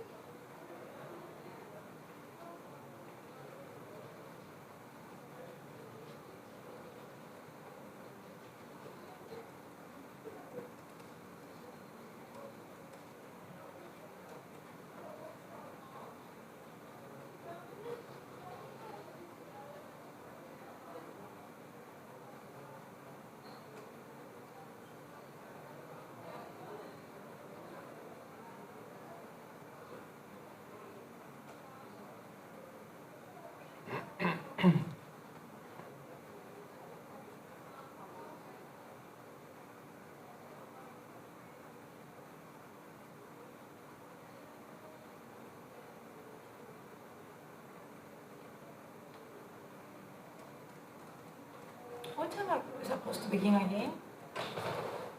1:45, I Oh, guess. okay. But I hope we will start earlier. Yeah, it's too long of a break. Yes. Is it quarter past or quarter to?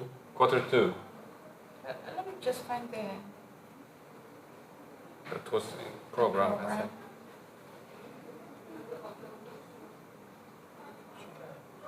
Παραπέτω τι, μία. Well, 11:45 to 12:15 discussion. 12:15 to 12:45. The break was supposed to start now. Yes.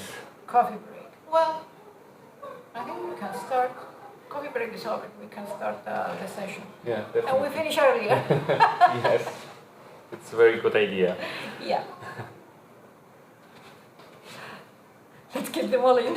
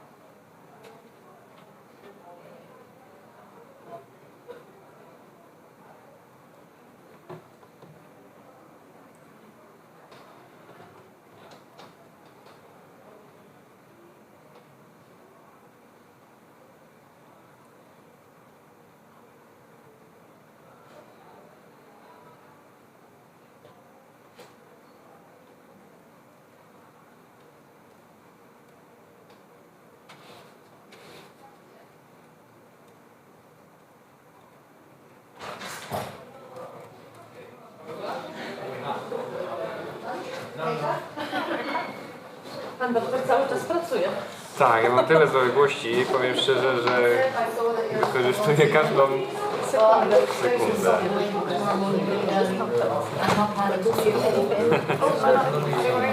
Teraz? Jest. Możesz startować.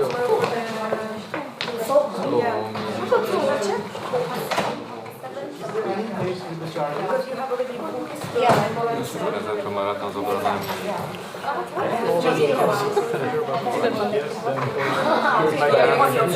Dziesiątkę. 6 świetnych głowy. Ale nie jestem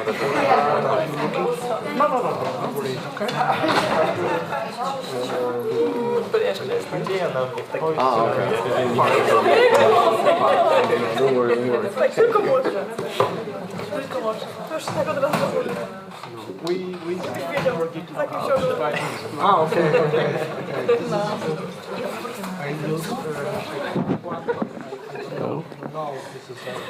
To w takim razie może wstępnie zakończenie. To wtedy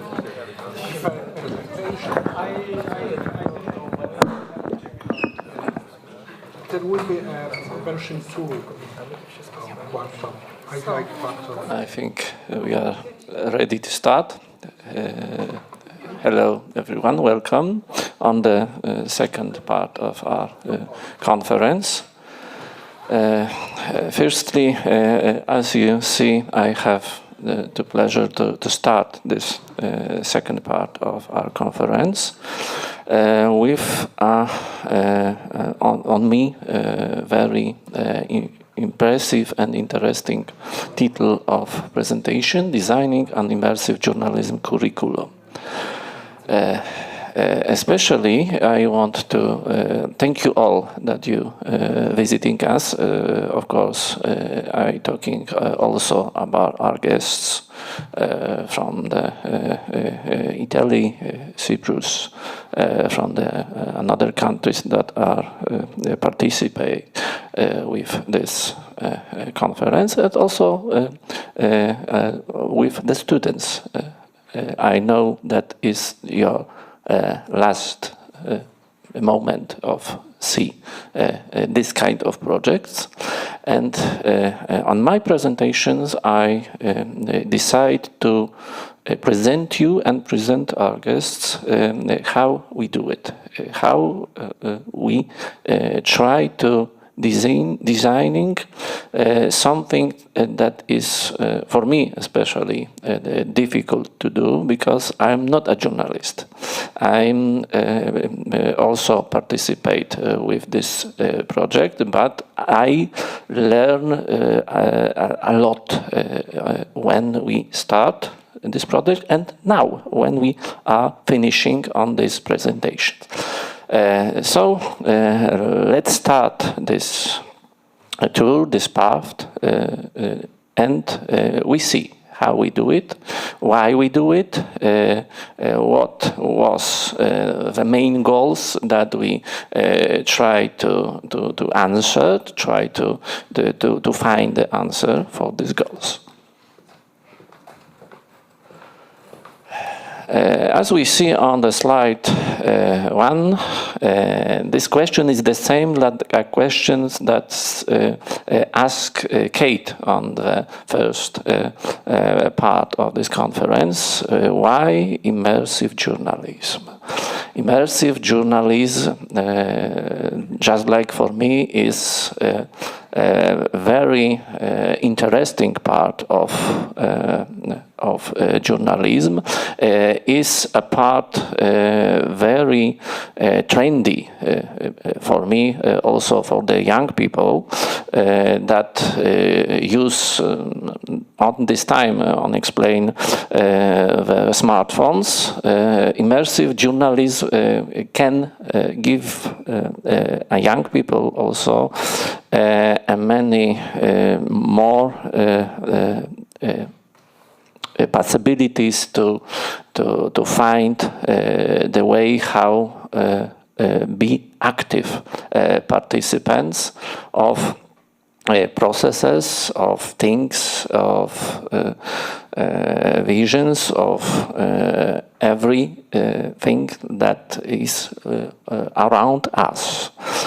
We see on this slide the trends of immersive journalism, virtual reality, we know, augmented reality, mixed reality, 316-degree storytelling, and spatial computing. Yes, it is the key trends, and on this project we see these trends, and we try to answer: do we could do something on didactic to implement this trends on some kind of program of studies, program of specializations, program of course, another path of education. A second slide. We know our partners, we know our main goal. This goal is to complete educational framework for immersive journalism. We see that project was a project international, but if we see the next slide, we had some objectives. What did we want to achieve? What we want to achieve? Firstly, identify future skills needs. We know on every part of our life, we must transform our skills.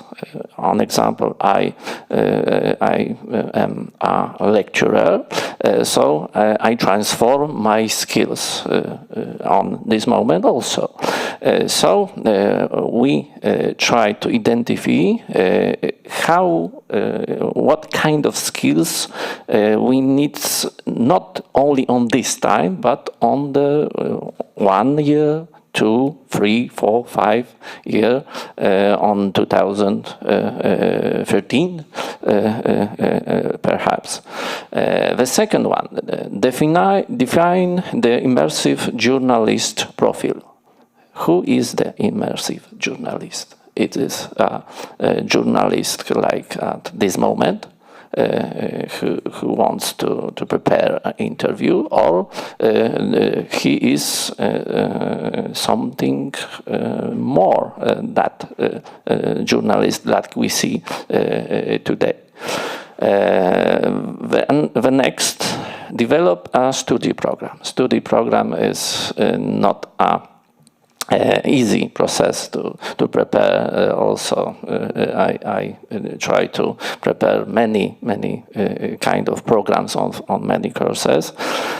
So if we know that the immersive journalism is a very specific area of journalism, we try to find answer how to prepare a very attractive program that give us the possibility to initiate very positive vibes with the students, because you feel that if you have a positive vibes from some subject, you like to teach them.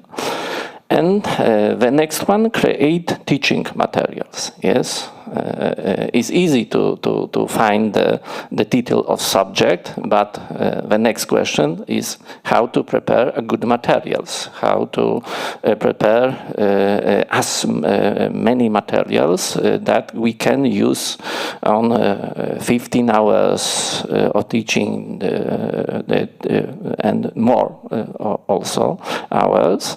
And the next one, support implementation through lab guidelines. How do good lab guidelines? The next slide, how we worked.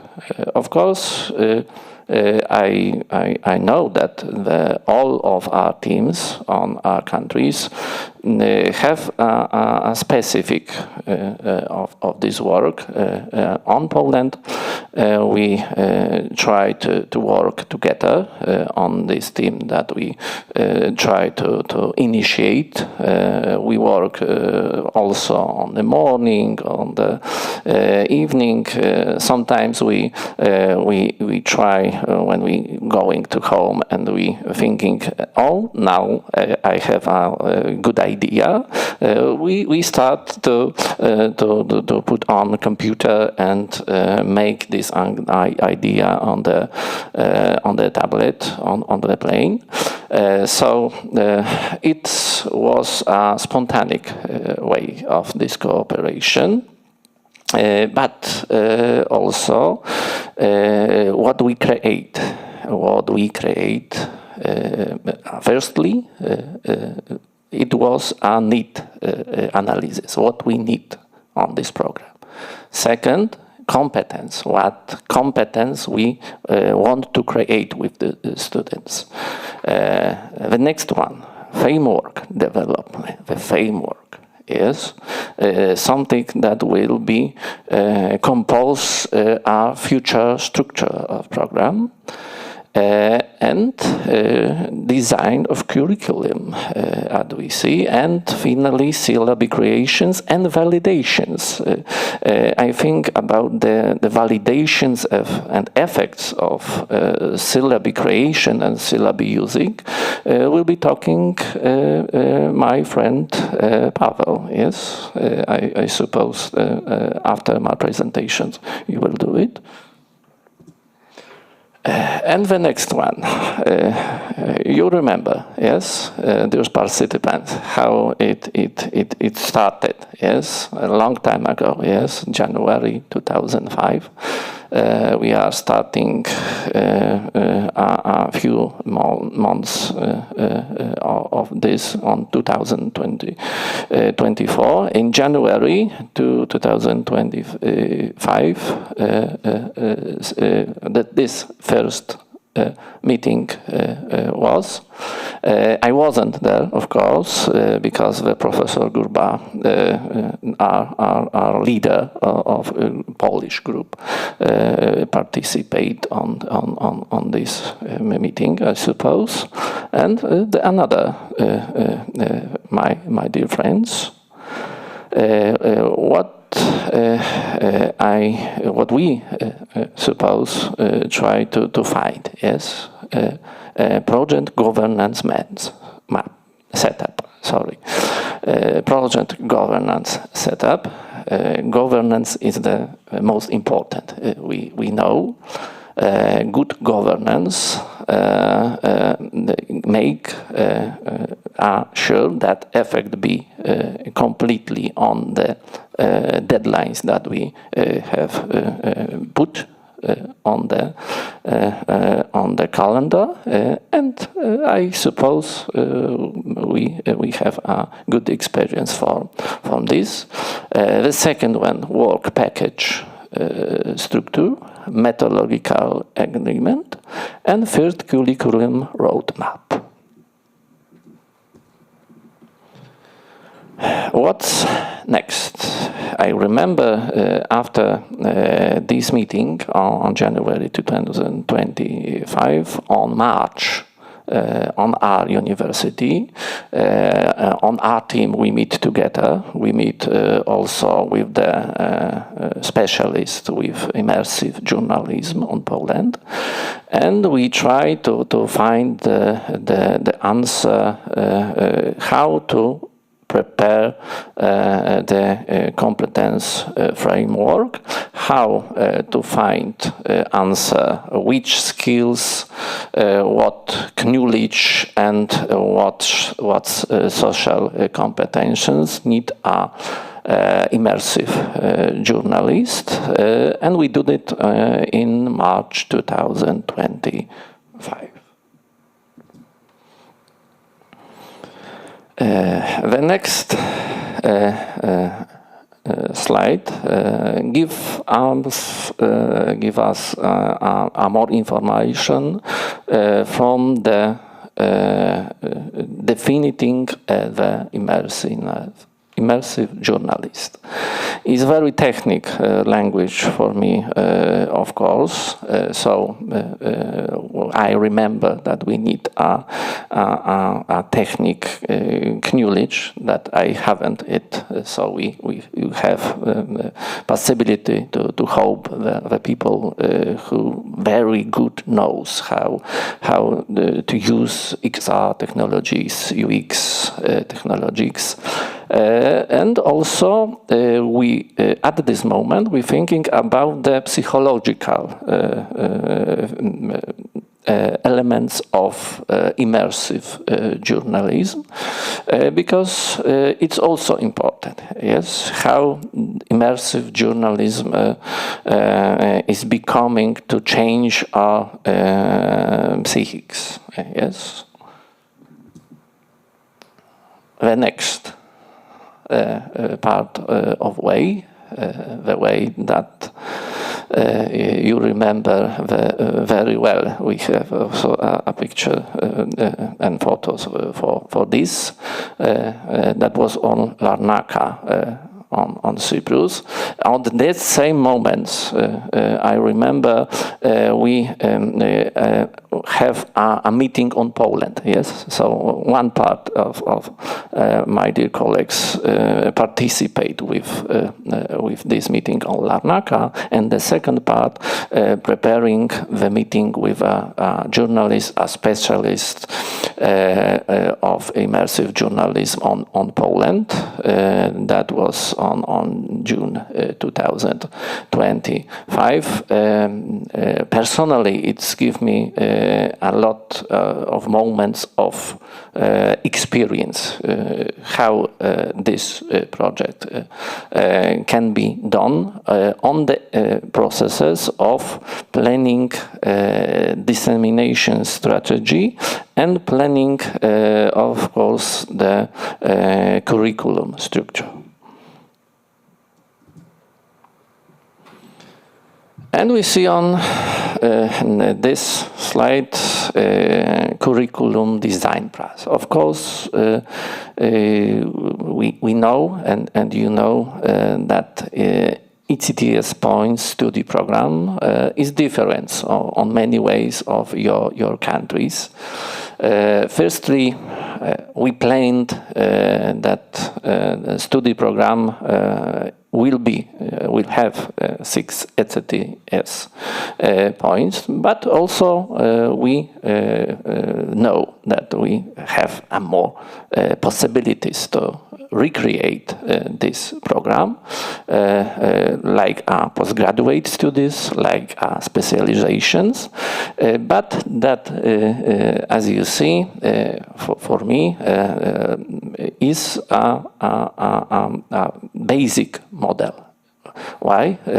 Because I believe that in future, maybe not yet, but also in future, we can do this. We create the syllabi, we create the modules, and we can create on Poland especially a full model of study that will be called immersive journalism. And I'm a little proud of it because it is a great work that we done. What do we have on curriculum structure? Of course, students, if you want, you can see this curriculum structure at this moment. When you are visit our website and find iStream elements. Main blocks you see on these pictures. I suppose these blocks can be successfully useful, and also these blocks are testing, and I think Paweł talks about the testing more.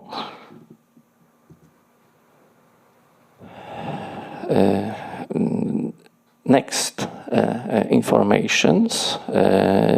It was a third prolonged meeting. This meeting also give us more information what we must change of our curriculum, how we must precise the syllabi, and we prepare to finalization curriculum, and on this coordination meeting we also prepare the final versions, as you remember. And we now are on March. The next our meeting. So as you see, I present just like a history of our path with this project. We see on a map for 1 week almost, on Monday to the Thursday. And we try to present, we try to train, we try to present also what kind of idea of structure we want to implement, perhaps on this project that we'll be preparing. For me, it's also was a days of big experience with AI, synthetic media, and all participants that I meet meet on this training course give me the pleasure that I now, when I'm staying with you, I know how to use the immersive media technologies, not only on the journalist subjects, but also on the subjects that is not typical for the journalism. And I try to implement it, this knowledge that I present at this moment on the subject international marketing. So I at this moment think that this project will be not useful only on immersive media, also on journalism, because we can use this knowledge on many subjects, prepare many interesting exercise for the students with using of AI, VR, of course, and it's very, very good. And we are here this moment on the final. Yes, we going do this final with the consolidations, with the training, with the presents how we can implement our syllabi that we doing on the exercise with students. And we finish this way on this summary conference.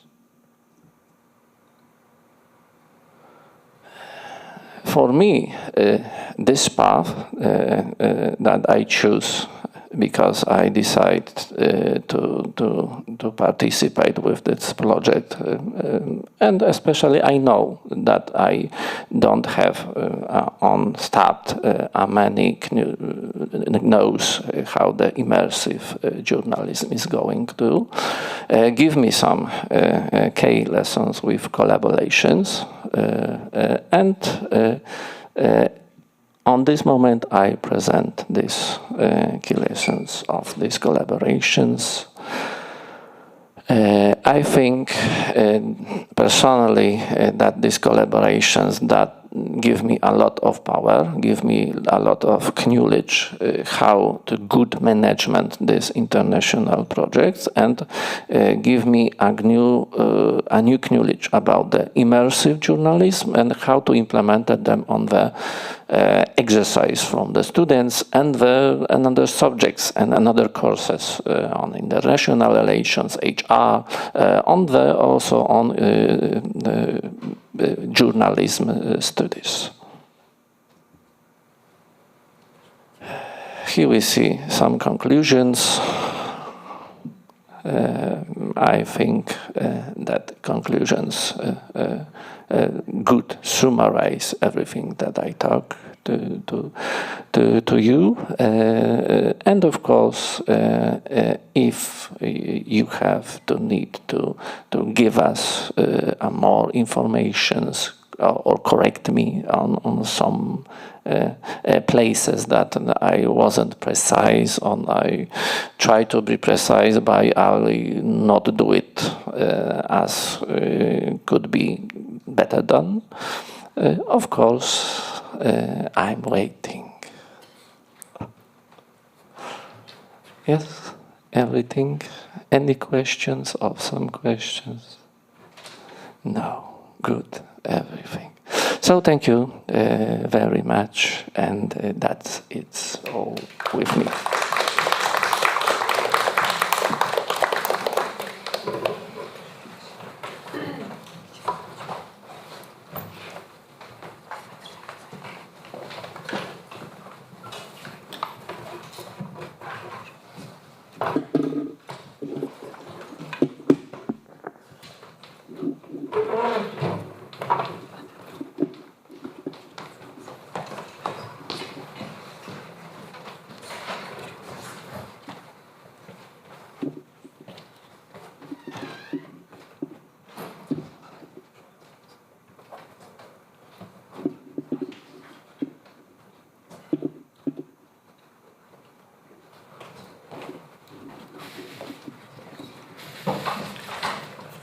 Okay, good afternoon, everyone.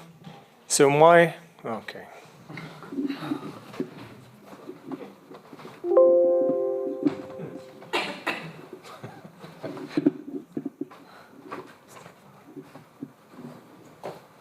guess it won't be interrupting. No, it will be.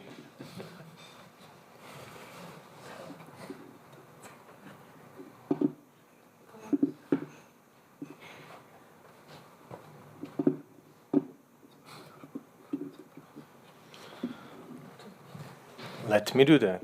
Okay. So my task today is to present the results of the pilot testing phase of the iStream project that was conducted among Polish students in April, May. So we'll do that in 12 steps. First one, a short word about the idea of the pilot testing. The study took the form that we called in the project pilot testing. It is a series of structured evaluation sessions in which students were invited to review and assess the syllabi prepared for the program. The goal was straightforward: to find out whether these documents are ready for implementation, that's one, and to identify areas that still need improvement before the program launches. The data I will be presenting come from 3 separate student groups, each with a different academic profile. Together, they submitted approximately 20 individual evaluation forms. These are 20 evaluation forms, not 20 students. There were more than 50 students, which means that there was twice the number that was obliged by the program.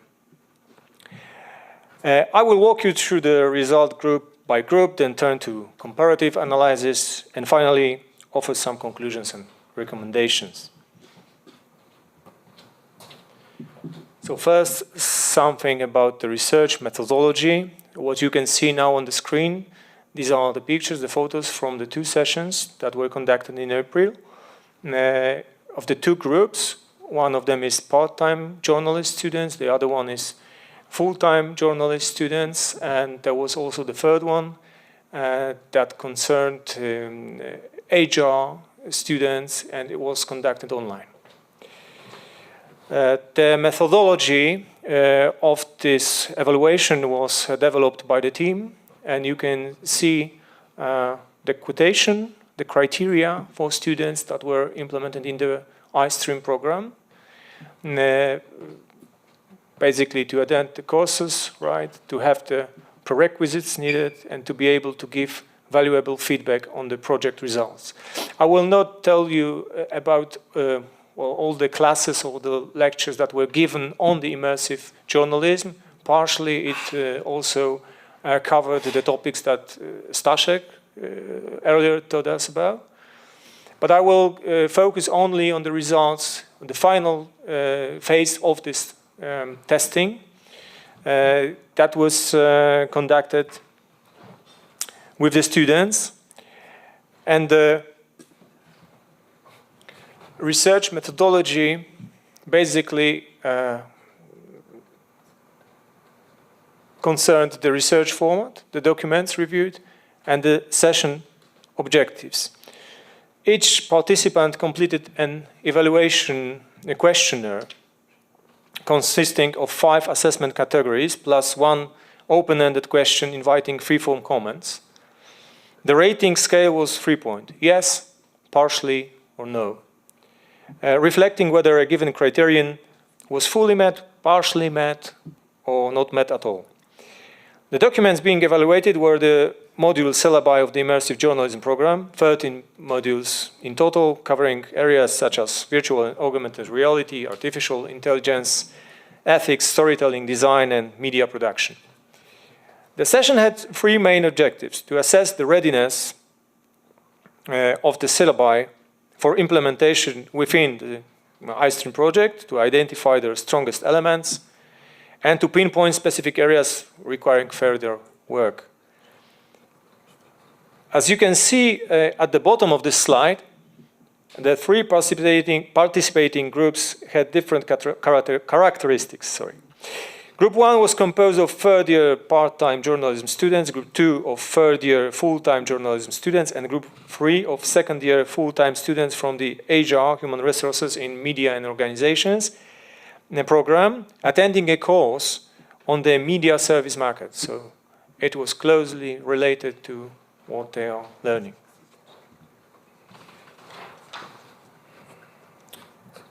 And you can also see on this slide the research format. The questionnaire, it's given in Polish because they replied, they gave their answers in Polish. So I built that questionnaire. You see the part of it. There was a question and the answer, yes, partially or no, and a few words that they could base their, or to discuss the answer that they gave, right, to support it. Let's see the results overview for the Group 1, so the part-time journalist students. They were organized into 3 groups, each of which submitted a separate evaluation document. I wanted them to work together, not individually, to share their ideas and then to submit the evaluation on each module that they chose. The results are highly consistent across all the 3 subgroups. Criteria 1, as you can see, the assessment criterions on the left. So we've got coherence, right, clarity as the second one, adequacy of assessment, balance, and flexibility.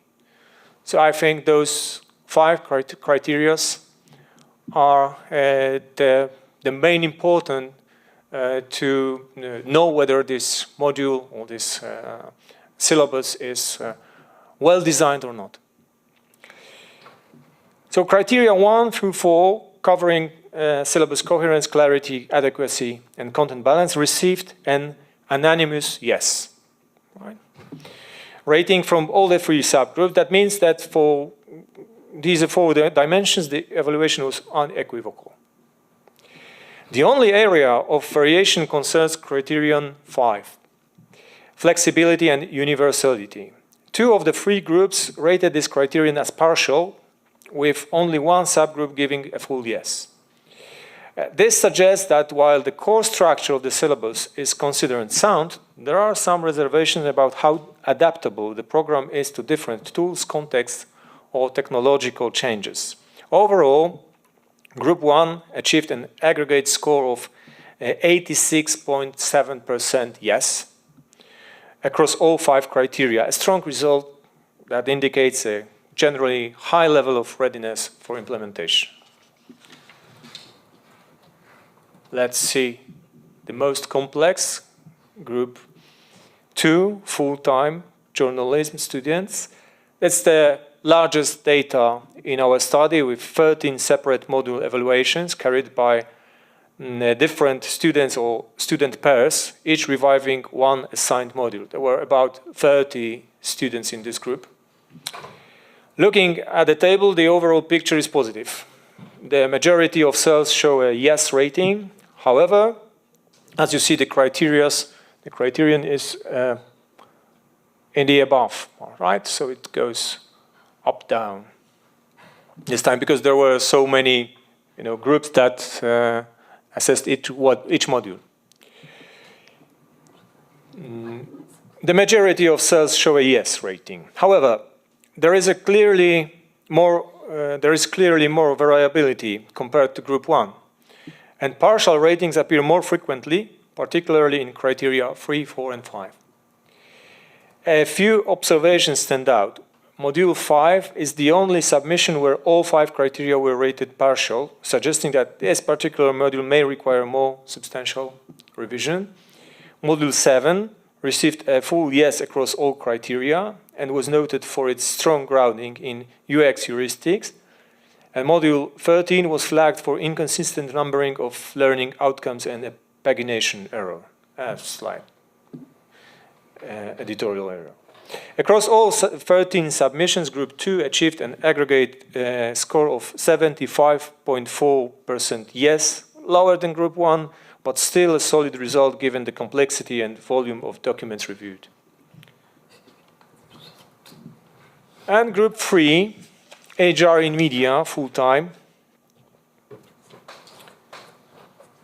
This group submitted 4 individual evaluation forms.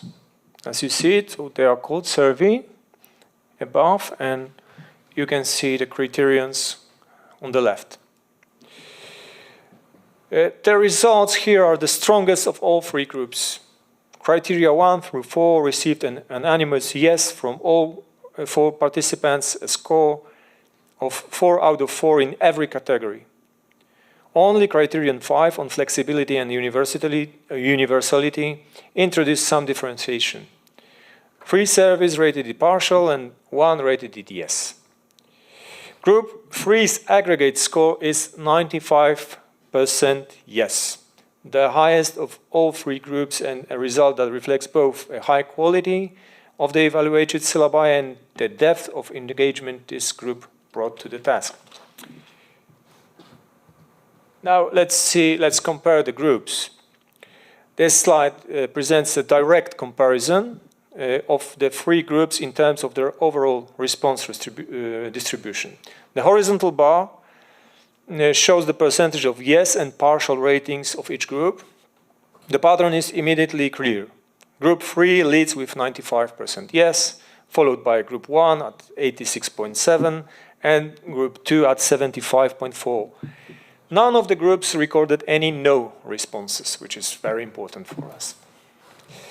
What this tells us is that across all the 3 groups and all 3 academic contexts, the syllabi were viewed as substantially ready for implementation. The variation between groups is meaningful, but it should be interpreted carefully. Group 2 evaluated a much larger and more diverse set of documents than the other 2 groups, which naturally introduces more variation. The 3 KPI cards on the right summarize the headline figures. The key takeaway is that the program performs consistently well across different student populations, study modes, academic disciplines, which is an important indicator of the robustness of the syllabus design. So we did a good job. Then let's look at the results by criterion. For each of the 5 assessment categories, we can see how all 3 groups performed. So criteria 1 through 4 show a striking pattern. Groups 1 and 3 both achieved 100% across all of them, while group 2 shows more variation, 92% on criterion 1, dropping to 77 on 2 and 69 on 3 and 4. And criterion 5, flexibility and universality, is where all 3 groups show their lowest scores and where the differences between groups are most visible. Group 1 scores only 33% here, Group 2 reaches 69%, and Group 3 achieves 75%. This consistent pattern across all groups strongly suggests that flexibility is a systemic issue, not specific to any one group or module. It is the one criterion that requires targeted attention regardless of which version of the syllabus we are looking at.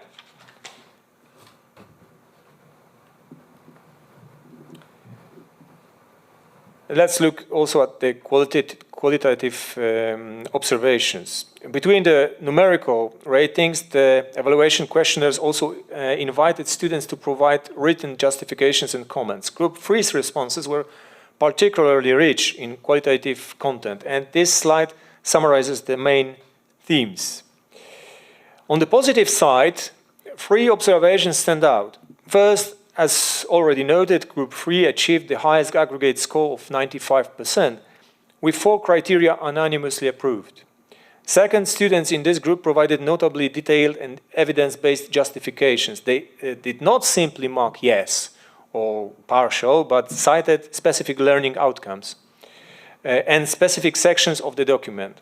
Third, all 4 surveys expressed appreciation for the balance between theory, practice, and ethics, particularly the inclusion of a reflective journal and the ethical dimension. On the critical side, 2 main concerns were raised. The most common was around flexibility, where students specifically named tools such as Unity, Unreal Engine, Adobe Premiere, ChatGPT, and Runway ML as potentially limiting factors. 2 surveys noted the absence of an explicit mapping between tasks and learning outcomes. Students would find it helpful to see clearly how each assessment activity relates to a specific learning goal. So let's dig in, and if there were some concerns on the criterion 5, let's focus on it. Given that criterion 5 produced the most divergent responses across all the 3 groups, it deserves dedicated attention. Looking at the 3 result badges at the top, as you see, Group 1 gave a partial rating in 2 out of 3 cases. Group 2 was split, 9 yes and 4 partial. And Group 3 gave 3 partial out of 4. This is the only criterion where any group fell below a 2/3 yes rate. The left column indicates the strengths that students across all groups recognize. The program builds on competencies that are durable: storytelling, critical thinking, narrative analysis, rather than on any single platform or tool. Module 7, with its focus on UX heuristics, was specifically praised for its resilience to technological change. The syllabus, in its conceptual framing, is genuinely flexible. The right column, however, points to a clear gap. The specific tools named in the syllabi, as I said earlier, Unity, Unreal Engine, Adobe Premiere, ChatGPT, Runway ML, are a source of concern. Students question whether the university will provide licenses for these tools, and whether the program would remain viable if any of them became unavailable or superseded. The recommendation here is practical. Add a list of alternative or open source tools and clarify institutional access to commercial software. So there's already some kind of solution for the concern. Key qualitative observations. This slide draws together the qualitative themes that emerged consistently across all the three groups, not just in one evaluation session, but as recurring patterns throughout the entire pilot testing process. Three strengths are mentioned across all groups. First, the ethical dimension of the program, AI ethics, the social responsibility of immersive media, and the question of how these technologies affect audiences. It was consistently identified as one of the most important and well-developed aspects of the syllabi. Second, the structural coherence of the documents was praised.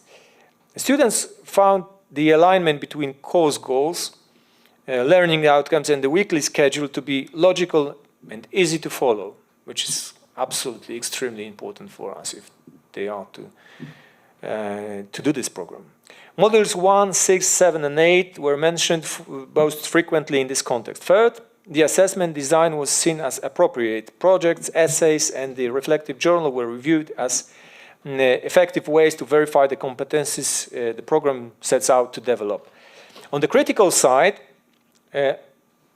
three issues appeared across multiple groups. Access to tools, as I earlier mentioned, the balance between theory and practical sessions was challenged particularly by Group 2, and editorial errors. These are minor things.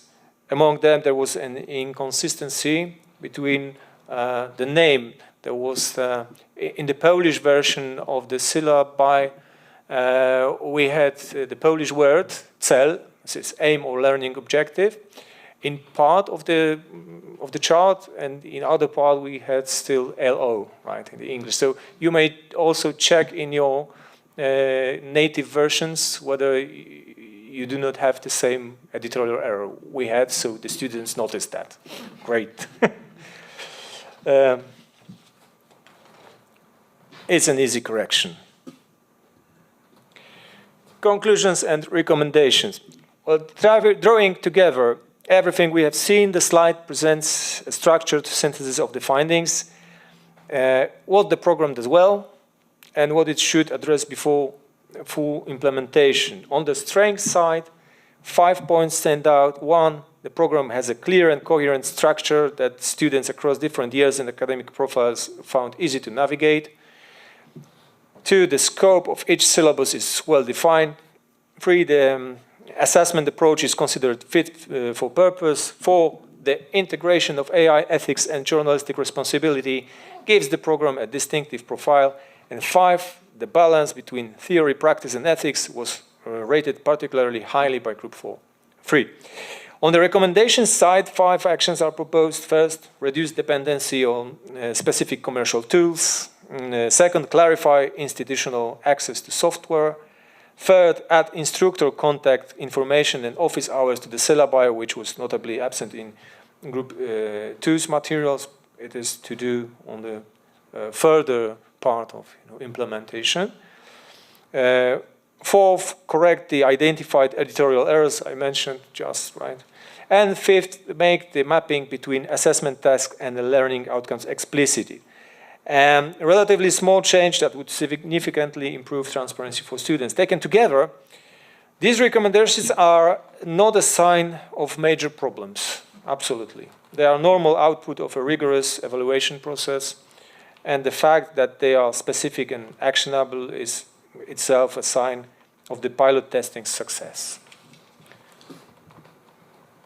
Summary, let's close the speech by returning to the headline numbers. 3 student groups, approximately 20 evaluation submissions in total, but as I said, nearly 60 students, more than 50 of them. Group 1, part-time journalism, achieved 86.7% yes. Group 2, full-time journalism, achieved 75.4% yes. And Group 3, HR in media, achieved 95% yes, the highest result of the 3, and the result that reflects both strong syllabus quality and a particularly engaged and through thorough group of evaluators. The overall conclusion is clear. The syllabi for the immersive journalism programs are in large part ready for implementation. The pilot testing process confirmed that the documents are coherent, well-structured, and appropriate in their assessment design. The concerns raised are real, but they are also specific and addressable. I would like to thank all the student groups who participated in the process, the engagement, and in particular the depth of the written justifications provided especially by one of the groups, Group 3, made this evaluation genuinely useful. Thank you, and thank you for your attention.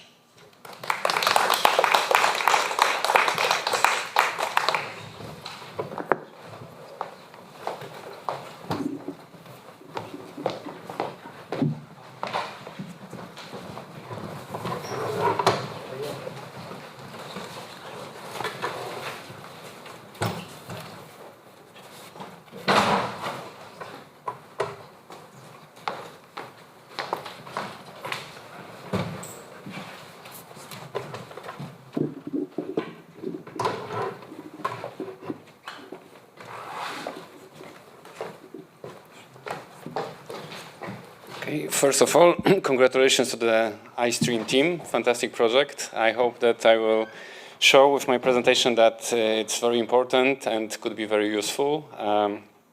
Work at University of Łódź, and I would like to base my presentation not so much on abstract reflections about the future of immersive journalism, but rather on my experience gained while working with students of journalism and communication. So it's academic perspective grounded in the practice of educating future journalists, content creators, and communication designers that I find particularly important when we consider the role of VR and AR in media education. For 12 years, I've been teaching subjects related to online journalism, multimedia, interactive formats, and digital communications. Importantly, VR and AR were largely absent from most of the syllabi. I only began introducing these topics in my own courses, particularly journalism in the world of new media and interactive journalism genres. My observations are based primarily on these two courses. I taught them over the last 5 years to the 25 groups of students with an average of around 20 participants per group. So we had nearly 500 students in total. This is not formally designed quantitative study, but it's sufficiently broad sample to identify some patterns. The first pattern concerns basic conceptual knowledge. In almost every group, only about 4 to 5 students out of 20 could explain what VR is without prior introduction. In the case of AR, this number was even lower. Typically 2 to 3 students. This means that even among media students, young people, immersive technologies are not commonly understood and widely recognized, even though many of them have already encountered these technologies in practice, consciously or not. After a short theoretical introduction, students began to associate these terms with specific examples. VR was most often linked to headsets, especially in gaming context, while AR was primarily associated with Pokemon Go game. This is significant because it shows that the natural point of reference for immersive technologies is not journalism or reporting, although these seem perfectly suited for immersive forms, but rather entertainment and popular culture. This leads to an important conclusion. One of the key challenges for higher education is not only the lack of deeper knowledge about VR and AR, but also their limited presence in students' everyday communication practices. We are dealing with technologies often described as the future of media, yet for many students they remain unfamiliar and associated mainly with entertainment. After the introductory part, students analyzed examples of VR and AR applications in media, business, and entertainment. Then, in both courses, they completed an individual assignment to prepare a scenario for using VR and AR in media, understood broadly. not only in journalism, but also in digital communication, storytelling, and media education. This task was particularly valuable, as it moved students from recognizing concepts to designing practical applications. The analysis of several hundred projects showed a clear dominance of VR-based ideas. This may suggest that VR was perceived more as more attractive and more effective visually, and also more aligned with the common understanding of immersion as full entry into the virtual world. As for the themes, most scenarios reflected students' personal interests. The dominant ideas were entertainment-oriented, adventure-based, and exploratory, often set in worlds known from popular books and films, such as The Hunger Games, The Lord of the Rings, or Harry Potter. This shows that for many students, popular culture, rather than journalistic practice, is the main reference point when thinking about immersive technologies. Another important category consisted of educational projects. These included ideas involving historical reconstructions, ancient civilizations, battle simulations, or artistic context. In these cases, immersive technologies were seen as tools for enhancing understanding, not only providing information, but also creating a sense of presence and participation. Some scenarios also focused on culture and participation in artistic events, particularly theater, performances, and concerts in VR. Here, there was a clear emphasis on the new forms of audience presence, more engaging and personalized. Personalization, for example, in experiences such as concerts, performances, or even fashion shows, was an important factor for many students. Against, in the background, it is particularly interesting that journalistic topics appeared in only 10 to 15% of the projects. This suggests that even after being introduced to immersive technologies, students do not see journalism as an intuitive field of application. This is an important educational insight. The link between new technologies and thinking about the future of journalism is not obvious and needs to be developed. We have already observed the growing importance of social media in journalism, including the need to communicate with younger audiences through short formats such as reels or stories. A similar shift should be considered in the context of immersive forms, which can engage users even more deeply. When students did choose journalistic topics, they often focused on investigative journalism and sport journalism. In the first case, immersive technologies were used to reconstruct events and to visualize complex situations. In the second, especially using AR, students proposed adding real-time data during sport coverage, statistics, analysis, and player information. Notably, these ideas often aligned with solutions already used in contemporary media practice.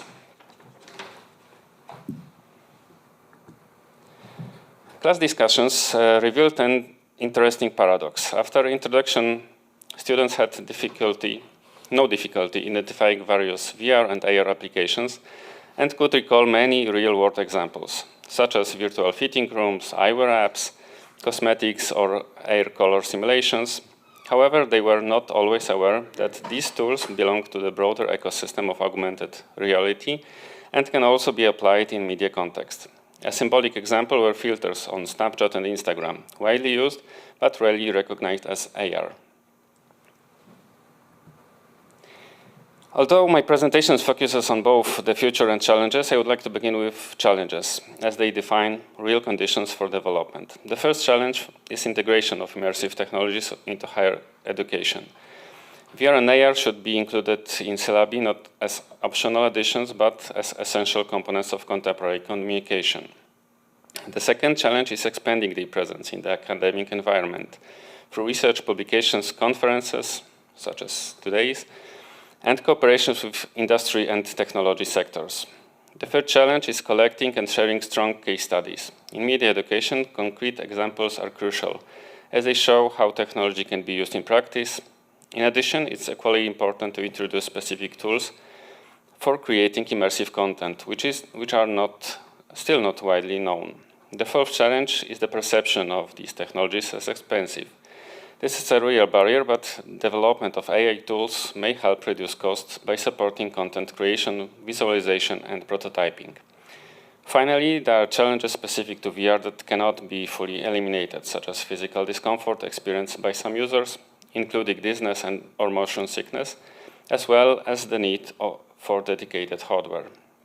This issue is less relevant in the case of AR, which becomes more accessible each year thanks to increasingly advanced devices, including not only smartphones, but also tablets commonly used by students. When we move to the question of the future of immersive journalism, it should not be understood only in terms of technological development. It's about the future of storytelling, user experience, and the competencies of media professionals, including how to identify suitable topics and meaningful applications for immersive formats. In my opinion, immersive journalism will not replace traditional forms of media.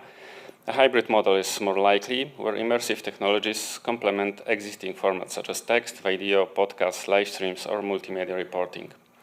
Immersive journalism represents another stage in the evolution of digital storytelling, following multimedia and interactivity. Its value lies not in novelty, but its ability to deepen understanding. It can also be an effective tool in capturing audience attention, which today is highly fragmented. VR in particular offers a level of focus by isolating users from their surroundings, something difficult to achieve in other formats.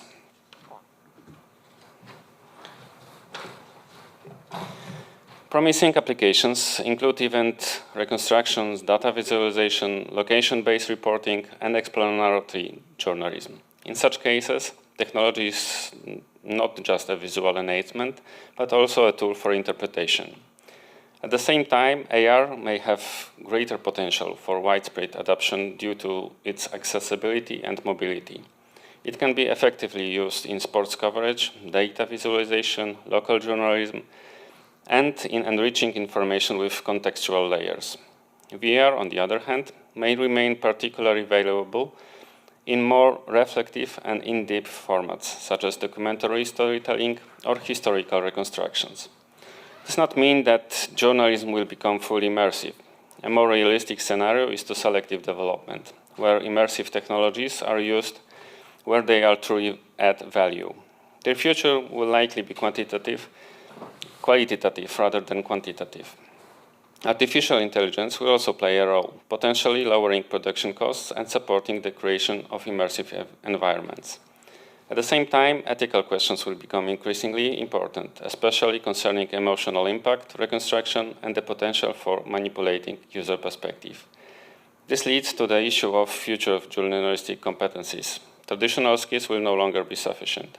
Increasing importance will be given to interdisciplinary abilities, understanding interaction, designing user experiences, and collaborating with specialists in areas such as 3D design, programming, and data analysis.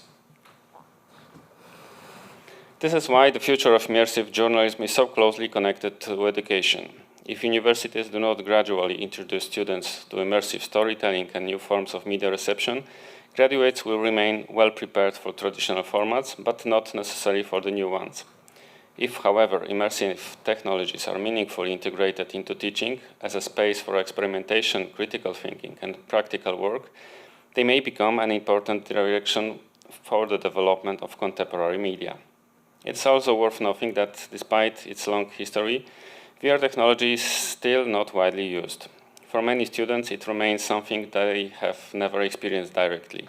Expanding access to VR through university labs and workshops and demonstrating its use beyond entertainment could serve more as both inspiration and motivation for further development. Finally, I would like to highlight one point. The future of immersive journalism is not decided only in technological laboratories or media innovation departments. It's also shaped in classrooms where the future journalists learn to see the new media not only as tools, but as new ways of communicating reality. Today's discussion on immersive journalism seems to operate on two levels: designing the future through competence frameworks, educational programs, and infrastructure, and implementing it in the practice. This conference has shown many ideas of how these new dimensions can work together to support both technological development and the evolution of journalism. Thank you.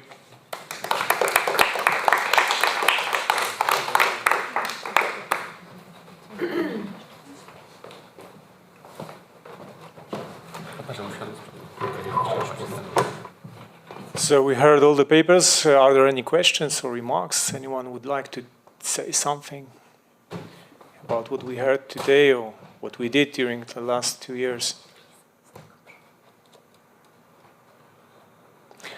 Well, if not, well, our leader, our chief, Professor Gurba, is not present, unfortunately, with us because, well, due to the health reasons, health issues. But let me then thank you all, especially the iStream project team, for all the work that we did during the last 2 years.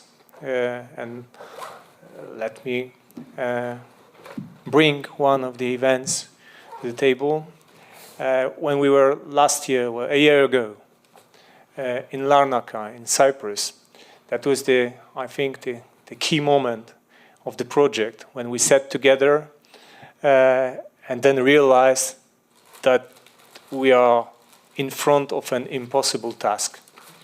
Because in each educational program, in each educational system, there are so many specific things that we have to take into account, that we have to deal with, and they are so different to the other one that you cannot combine them.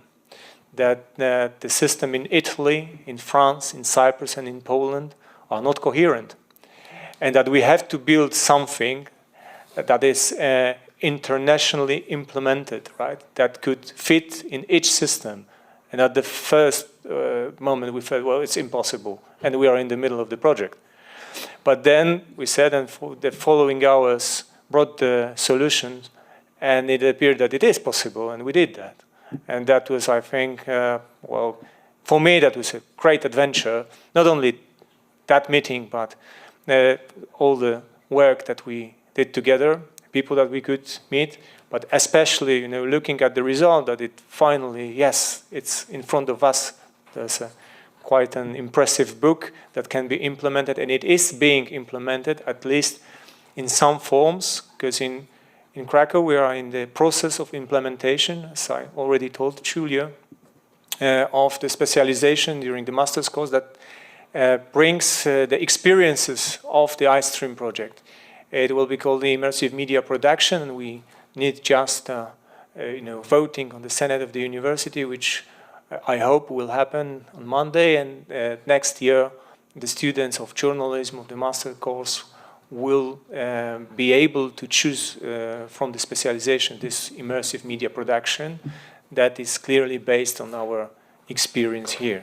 So thank you once more, and thank all the people that attended today's conference, all those that listened to us and watched us through streaming, for the papers that were given, for the remarks, reflections, and I hope that we will work together and listen to each other again soon. Thank you very much.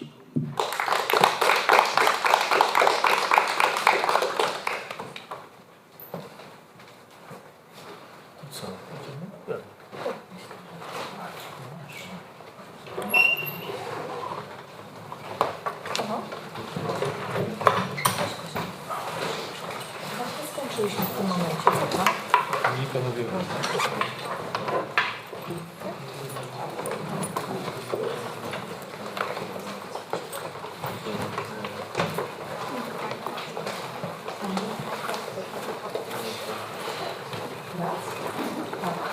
No tak. Oczywiście. No.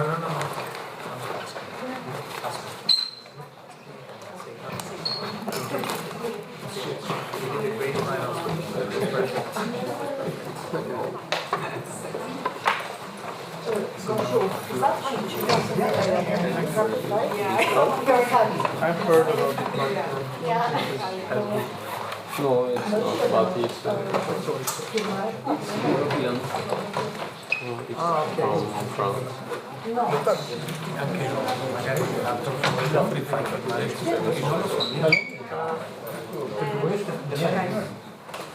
It's you?